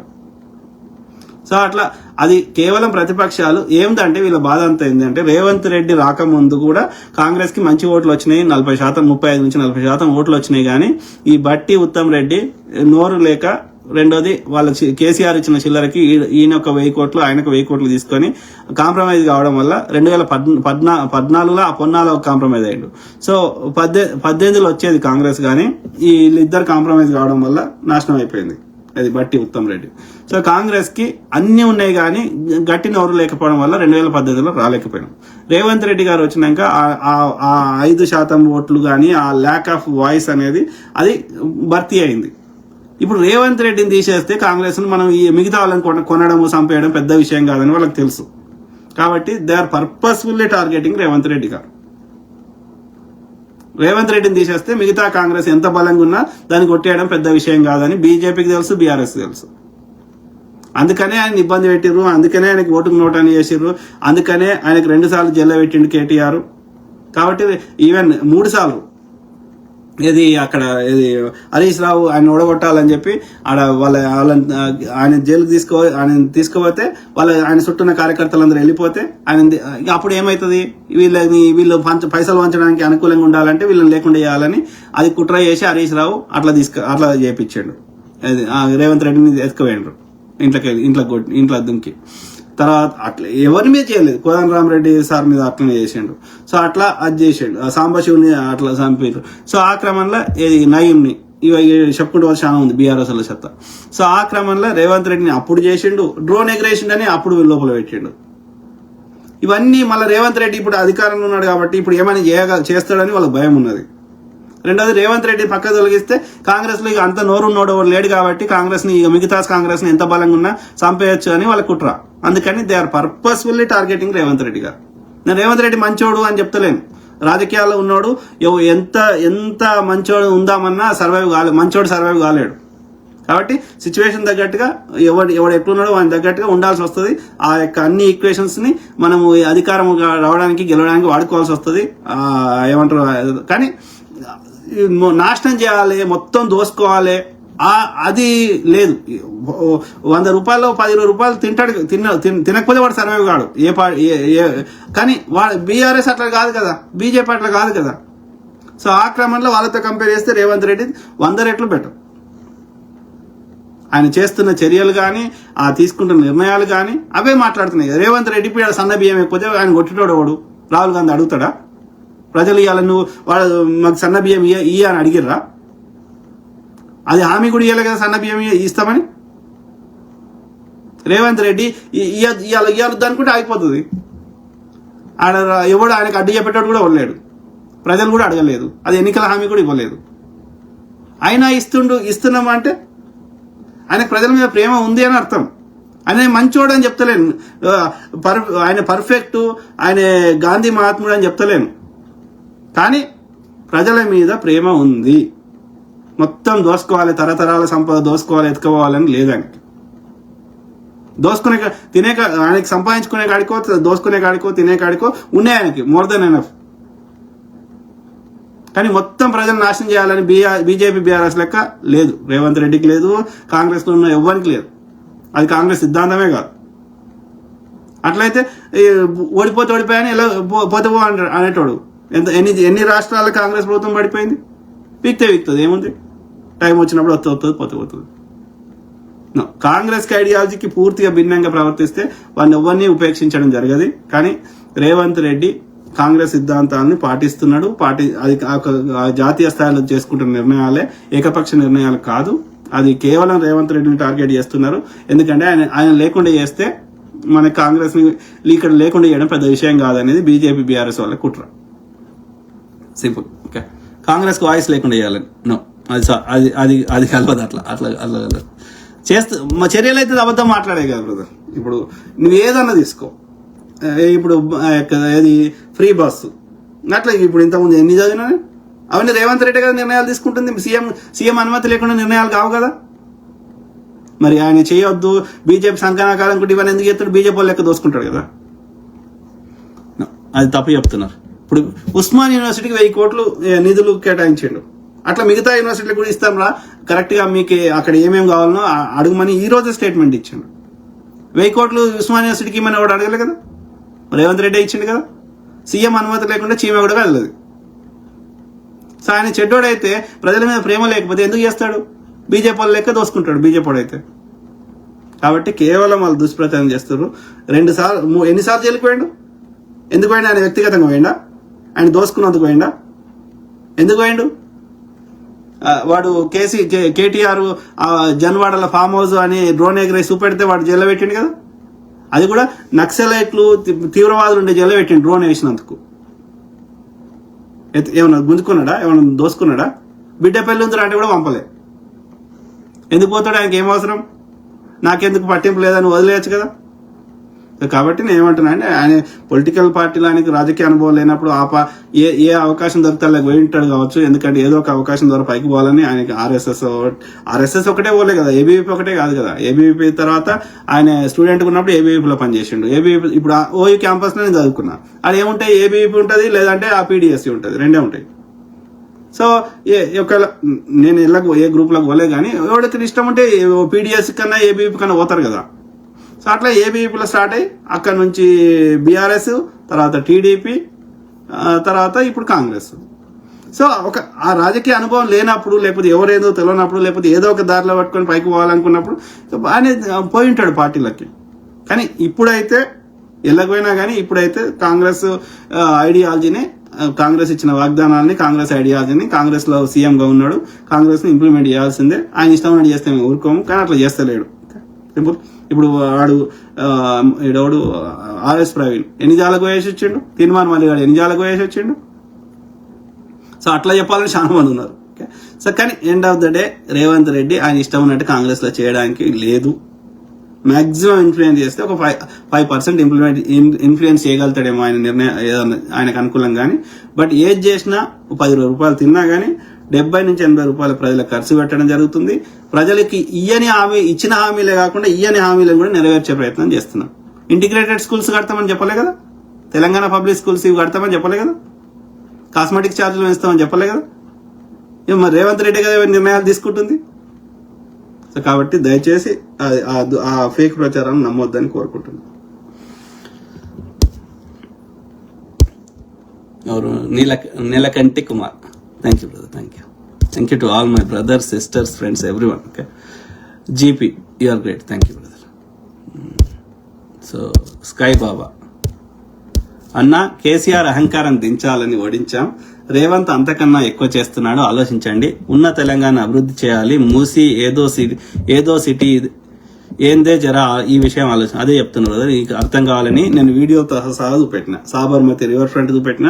నీకు ఈ సాబర్మతి రివర్ ఫ్రంట్ అర్థం కాకపోతే ఇంటర్నేషనల్ లెవెల్ ఆస్ట్రేలియాలో ఉన్నది, లేకపోతే ఈవెన్ ఆఫ్రికాలో ఉన్నాయి, లేకపోతే ఇంకా న్యూయార్క్ లో ఉన్నాయి, సిడ్నీలో ఉన్నాయి, ఇంకా రివర్ ఫ్రంట్లు తీసుకొచ్చి చూపెట్టమంటే చూపెడతా. అదొక నది పక్కకి ఒక నగరాన్ని నిర్మించడం రివర్ ఫ్రంట్ అంటే. దానివల్ల చాలా అభివృద్ధి జరుగుతుంది. ప్రతి దగ్గర డౌన్ టౌన్ లో ఆకాశ ఆర్మ్యాలు వస్తాయి, గ్రీనరీ వస్తుంది. అది ఒక డిఫరెంట్ అయిపోతుంది సిటీ వైబ్. ఇప్పుడు వాడు వేలాడే బ్రిడ్జ్ కట్టినామంటే ఎంత సంతోషపడతాం. అదేది హైటెక్ సిటీ ఎక్కడ. సో ఒక్క బ్రిడ్జ్కి అంత ఫీల్ అయితే ఒక నగరాన్ని నిర్మిస్తే ఎట్లుంటది. కాబట్టి వీళ్ళకి చెత్త, ఈ ముండకొడుకులకి ఏది చేసేది లేదు, అభివృద్ధి వద్దు. పేదోడుగానే ఉండాలి. అది కాదు, ఎన్ని కోట్లైనా ఖర్చు పెట్టి మనం విశ్వనగరాన్ని చేసుకోవాల్సిందే. పేరుకు విశ్వనగరం కాదు, నిజంగా విశ్వనగరం చేస్తాం. అట్లా అంటే ఇప్పుడు బేగంపేట విమానాశ్రయం ఉండగా మరి ఇది ఎందుకు విమానాశ్రయం? అప్పుడు ఈ విమానాశ్రయం ఊరవతల కడితే ఇక్కడ నుంచి అక్కడికి అసలు ఏమంటారు మొత్తం ఖాళీ జాగా ఉండేది. ఇవాళ ఉన్నదా? ఇలా ఎంత పెద్దగా అయింది హైదరాబాద్. ఇలా శంషాబాద్ దగ్గర ఆడవాడు నాకు జాగ కొనుక్కో సార్, జాగ కొనుక్కో అంటే గీడవాడు ఎయిర్పోర్ట్లు ఈ సౌండ్ అవుతుంది అన్నాడు. ఇవాళ ఏడు దొరుకుతుంది జాగా. మొత్తం ఆంధ్రలో వచ్చి మొత్తం శంషాబాద్ చుట్టూ కబ్జా పెట్టేసారు. సో మరి ఆ ఎయిర్పోర్ట్ కట్టకపోతే కడితే ఎంత మారింది. ఔటర్ రింగ్ రోడ్ కట్టినప్పుడు ఇట్లే అన్నారు. సో టెంపరీ అట్లే అంటారు. కానీ తర్వాత వీళ్ళే అబ్బా ఎంత బాగుంది అని వీళ్ళే అంటారు. So don't get mislead brother Sky Baba. ఇక నీకు బీజేపీ బీఆర్ఎస్ అందభక్తి ఉంటే నేను ఏం చేయలేం కానీ, నేను మిమ్మల్ని మార్చలేం కానీ, మిమ్మల్ని ఇగ్నోర్ చేయడం తప్ప. అదర్వైజ్ ప్రజల ప్రతి రూపాయి సద్వినియోగం చేయడం జరుగుతుంది. ఉదయ్ కుమార్ ఎలిపే, వ్యక్తి ఆస్తిని ధ్వంసం చేస్తే ప్రభుత్వం ఏమి ఊరుకోదు, ధ్వంసం చేసిన వాడి మీద చర్యలు తీసుకుంటారు. అలాంటిది ప్రభుత్వం ఎందుకు ధ్వంసం చేసింది? ఖమ్మం ఇళ్ల స్థలాల ఇష్యూ. ఆ భూమి ఎవరిది, ఎవరి పేరు మీద ఉంది, ఎందుకు ఉంది? అది ప్రభుత్వ భూమి ఉంటే వాళ్ళు కాదు. ప్రభుత్వ భూమిలో నువ్వు ఇల్లు కట్టుకుంటే, గుడిసె వేసుకుంటే అది నీదవుతుందా? గుడిసె నీదవుతుంది, ఇల్లు ఆ భూమి నీది కాదు కదా. తప్పు కదా, నువ్వు నేరం చేసినావు కదా, భూమిని కబ్జా పెట్టే ప్రయత్నం చేసినావు కదా అన్నప్పుడు చేస్తారు కదా, మరి తొలగించాలి కదా. ఇప్పుడు హైడ్రా ఉన్నది, హైడ్రా ఎన్ని జాగాల ఎన్ని కూలగొడుతున్నది? ఇల్లు నాది అంటే నువ్వు ఎందుకు కట్టినవాడా? అది నీ జాగా కాదు కదా. నేరం చేసినాక ఇంకా మళ్ళా సమర్థించుకుంటాను ధ్వంసం చేస్తున్నట్టు అది నీది ఎందుకు అవుతుంది? బరాబర్ చేస్తారు. ఇప్పుడు హైడ్రా పేరు మీద ఇప్పుడు దాదాపు లక్షల కోట్ల వర్త్ మనము రికవర్ చేసినాం. ఎన్ని చెరువులు పునరుద్ధరిస్తున్నాం. మరి వాడు కబ్జా పెట్టి తీసుకుంటుంటే వాడు చేసిందే తప్పు. వాని వస్తువులు తెచ్చి వాని స్థలం గాంధారంలో పెట్టడమే తప్పు. ఇంకా వాడిని శిక్షించి జైలుకు పంపించాల్సింది, వానికి వాని దగ్గర పైసలు రికవర్ చేయాల్సింది. పోయి ఇన్ని రోజులు దాని మీద బతికినావు, ఇంకా వదిలేస్తే ఇంకా ఇది చేస్తావు. అది నీది కాదు, నీది ఎవడు గుంజుకుంటలేడు. అది ప్రభుత్వంది, అది ప్రజలందరిది. ప్రజలందరిది ఒక్కడిని గుంజుకుంటా అంటే అందరు అడుగుతారు. అట్లా అందరు కబ్జా పెడతారు ప్రతి ఊర్లో. మరి వద్దాయిగా భూమి దేనికి వద్దాయిగా? ఎవరిని పడితే వాడు వాని పేరు రాసుకొనియా? పాఠశాలకు వద్దు, ఇండస్ట్రీకి వద్దు, రోడ్లకు వద్దు, అగ్రికల్చర్కి వద్దు, దేనికి వద్దా? ఎవరిని దోషింది వాడు కబ్జా పెట్టుకొనియా? చట్టవిరుద్ధంగా తప్పు చేసి మళ్ళీ నాది ఎందుకు గుంజుకుంటున్నావు అంటే ఎందుకు గుంజుకుంటారు? అట్లా గుంజుకోవాలంటే వీళ్ళు ఒక్కరిని ఎందుకు గుంజుకుంటారు? అందరు గుంజుకుంటారు. ఇక నిజంగా అరాచకం చేయాలంటే బీజేపీ పాలిత రాష్ట్రాల్లో బుల్డోజర్ పెట్టి అన్ని వానికి ఎవ్వడికి నచ్చకపోతే ప్రతిపక్షాలు అయ్యి, ముస్లింలు అయ్యి, లేకపోతే వాడిని నచ్చకపోతే వాడిని కూలగొడతారు. ఇల్లులు అయోధ్యలో ఎందుకు కూలగొట్టిర్రు? ఎవ్వడి పడితే వాళ్ళు కూలగొడితే ఇది చేసారు. సో కాబట్టి అట్లా చేస్తలేరు కదా, అరాచకం చేస్తలేరు కదా. అట్లా కూలగొట్టాలని అందరు కూలగొడతారు. అక్రమంగా కబ్జా పెట్టినయే కూలగొడుతున్నారు. సక్రమ వాటిని ఎవ్వరు కూలగొడతలేరు. ఒకవేళ ప్రభుత్వం ఏదైనా అవసరం ఉండి పెద్ద ప్రాజెక్ట్ కోసం సక్రమంగా ఉన్న వాటిని తీసుకుంటే వాళ్ళకి కాంపెన్సేషన్ ఇస్తారు, భూమికి భూమి ఇస్తారు, వేరే దగ్గర వాళ్ళకి సిమిలర్ అవి చూపెడతారు. ఉట్టి చేతులతో పంపరు. అయినా సరే ఇది వివాదం చేశారు కాబట్టి, పేదవాళ్ళు కాబట్టి, వాళ్ళు తప్పు చేసినా, రైట్ చేసినా, కబ్జా పెట్టినా, ఇంకేం చేసినా మంత్రి గారు స్టేట్మెంట్ ఇచ్చిర్రు. ఆ పేదవాళ్ళకి, అర్హులైన పేదవాళ్ళకి తప్పకుండా వేరే దగ్గర పునరావాసం కల్పిస్తామని అదొక మానవత్వ కోణంతో చెప్పిర్రు, వాళ్ళు తప్పు చేసినా కానీ అట్లా దాని అర్థము ఎవడొచ్చి అట్లా కబ్జా పెడితే వదిలేస్తాము, చూసుకుంటూ కూర్చుంటామంటే చేయం. అట్లా చేస్తే తప్పు అవుతుంది. అట్లా అందరు చేస్తారు. ఆలోచించు బ్రదర్ ఉదయ్ కుమార్. అందుకే అంటున్నా, జర్నలిజం అనేది ఒక పవిత్రమైన వృత్తి. ఎవడు పడితే వాడు జర్నలిస్ట్ అని తోక పెట్టుకొని, ఒక ఛానల్ పెట్టుకొని, ఎవడు పడితే వాడు రెచ్చగొట్టి ఏది పడితే వాడు చెప్తా, ఒక రీసెర్చ్ చేయకుండా, ఒక గ్రౌండ్ రిపోర్ట్ లేకుండా, ఒక డాక్యుమెంట్స్ లేకుండా, ఒక ఆర్టీఐ లేకుండా, దాని వాస్తవాలు చెప్పకుండా ఎవడు పడితే వాడు ఏది పడతా అని చెప్తా అంటే వీ నీడ్ టు రెగ్యులేట్. అట్లాంటప్పుడు we need to regulate. Only accreditation ఉన్న వాళ్ళు చేయాలి. వాళ్ళ అక్రిడేషన్ ఉన్న వాళ్ళు కూడా ప్రభుత్వం నుంచి అనుమతి పొందిన జర్నలిస్టు కూడా వాడు వాస్తవం డేటాతో చెప్పకుండా, ఫ్యాక్ట్ చెప్పకుండా వాడు ఏది పడితే అది చెప్తే వాని యొక్క పర్మిషన్ రద్దు చేయడం జరుగుతుంది. ఒకవేళ ప్రభుత్వం తప్పు చేసి వాని మీద చర్య కావాలని వాడు నిజం చెప్పినా కానీ వాని మీద చర్యలు తీసుకుంటే కోర్టులు ఉన్నాయి, ఆధారాలతో కోర్టుకు పోయి కొట్లాడవచ్చు. ప్రభుత్వం తప్పు చేస్తే ప్రభుత్వాన్ని కూడా కోర్టులు మందలిస్తాయి, శిక్షిస్తాయి, నిజంగా వాళ్ళు చెప్పేది వాస్తవం అయితే. కేవలం నేను దుష్ప్రచారం చేస్తా, ప్రభుత్వం మీద ఇబ్బంది పెడతా, ప్రభుత్వం ఏం మంచి పని చేయనియా, ఈ ప్రభుత్వం పోయి మేము దోసుకునే ప్రభుత్వం, మాకు చిల్లరిచ్చే ప్రభుత్వం తెచ్చుకొని ప్రజల్ని ఇంకా నాశనం చేస్తామంటే ఎందుకు కూరుకుంటాం? మీకు డేటా తోటి ఉంటే చూపెట్టు. ప్రభుత్వం కూడా ఇష్టం ఉన్నట్టు చేయలేదు కదా. అట్లా చేస్తే వీళ్ళు కోర్టు ఇప్పుడు నీది అనుకో జాగా, ఇప్పుడు ఆ పేదోళ్ళకి తీసుకుని ఆ పేదోళ్ళందరూ కలిసిపోయి ఒక లాయర్ని అటార్నీని హైర్ చేసుకొని కోర్టులో హైకోర్టులను సుప్రీంకోర్టులను లేకపోతే లోకల్ కోర్టులను కేసేస్తే ప్రభుత్వం ఏం చేయగలుగుతుంది? న్యాయవాది తీర్పిస్తే, జడ్జి తీర్పిస్తే ఎన్నిసార్లు ప్రభుత్వానికి మొట్టికాయలే? నిజంగా ప్రభుత్వం మీ ప్రైవేట్ భూమి తీసుకుంటే కేసేయండి. నువ్వు ప్రభుత్వ భూమి లాక్కొని కబ్జా పెట్టుకొని మళ్ళీ నన్ను ఇది చేస్తున్నారు అంటే, నీకు నిజంగా ప్రభుత్వం తప్పు చేస్తే కేసీఐ రాకేష్ జర్నలిస్ట్, కేసీఐ మల్లిగా, కేసీఐ రఘు జర్నలిస్ట్, కోర్టులో కేసేయండి. నువ్వు వాళ్ళు గుడిసెలు వేయడం కరెక్ట్ అయితే కేసేయండి. అసలు కోర్టులు తీర్పు ఇచ్చినాకనే అప్పుడు కేసీఆర్ అయినా ఇప్పుడు ప్రభుత్వం అయినా వాళ్ళని ఖాళీ చేపిస్తుంది కోర్టు తీర్పు ప్రకారమే. ఎందుకంటే అది వాళ్ళ భూమి కాదు. మళ్ళీ ఎట్లా సమర్థిస్తారు? ఎందుకు సమర్థిస్తావు? తప్పు చేసిన వాళ్ళకి సమర్థిస్తారా? ఆలోచించండి ప్లీజ్. సాధి మిత్రులారా, ఐ కీప్ టాకింగ్, మాట్లాడుతూనే ఉంటా. ప్రతి అంశం మీద అవగాహన చేస్తా, అట్లనే మీ తరఫున వాయిస్ ఇస్తా. ఇంకా లాస్ట్ ఒక 2 ఉంటుంది, అది దాన్ని వెళ్తాను. లేవు ఎందుకంటే చాలా లేట్ అయిపోయింది కదా. నాకున్న వీలుని బట్టి నేను వస్తున్నా, సారీ. బట్ సో అందరు బాగుండాలి, అందులో మనం ఉండాలి, వాస్తవాలు మాత్రమే చెప్తాను. ఓకే, తప్పు చేస్తే కాంగ్రెస్ కూడా ప్రశ్నిద్దాం.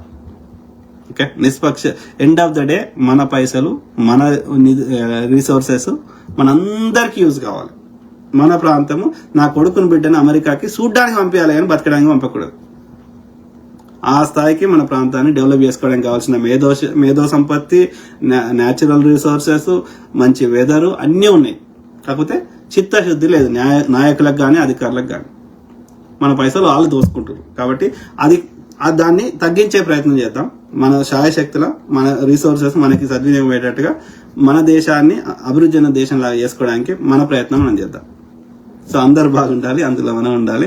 ఓకే, ప్రకృతి అందరినీ చల్లగా చూడాలని కోరుకుంటున్నా. Okay, so God bless all, take care and good night.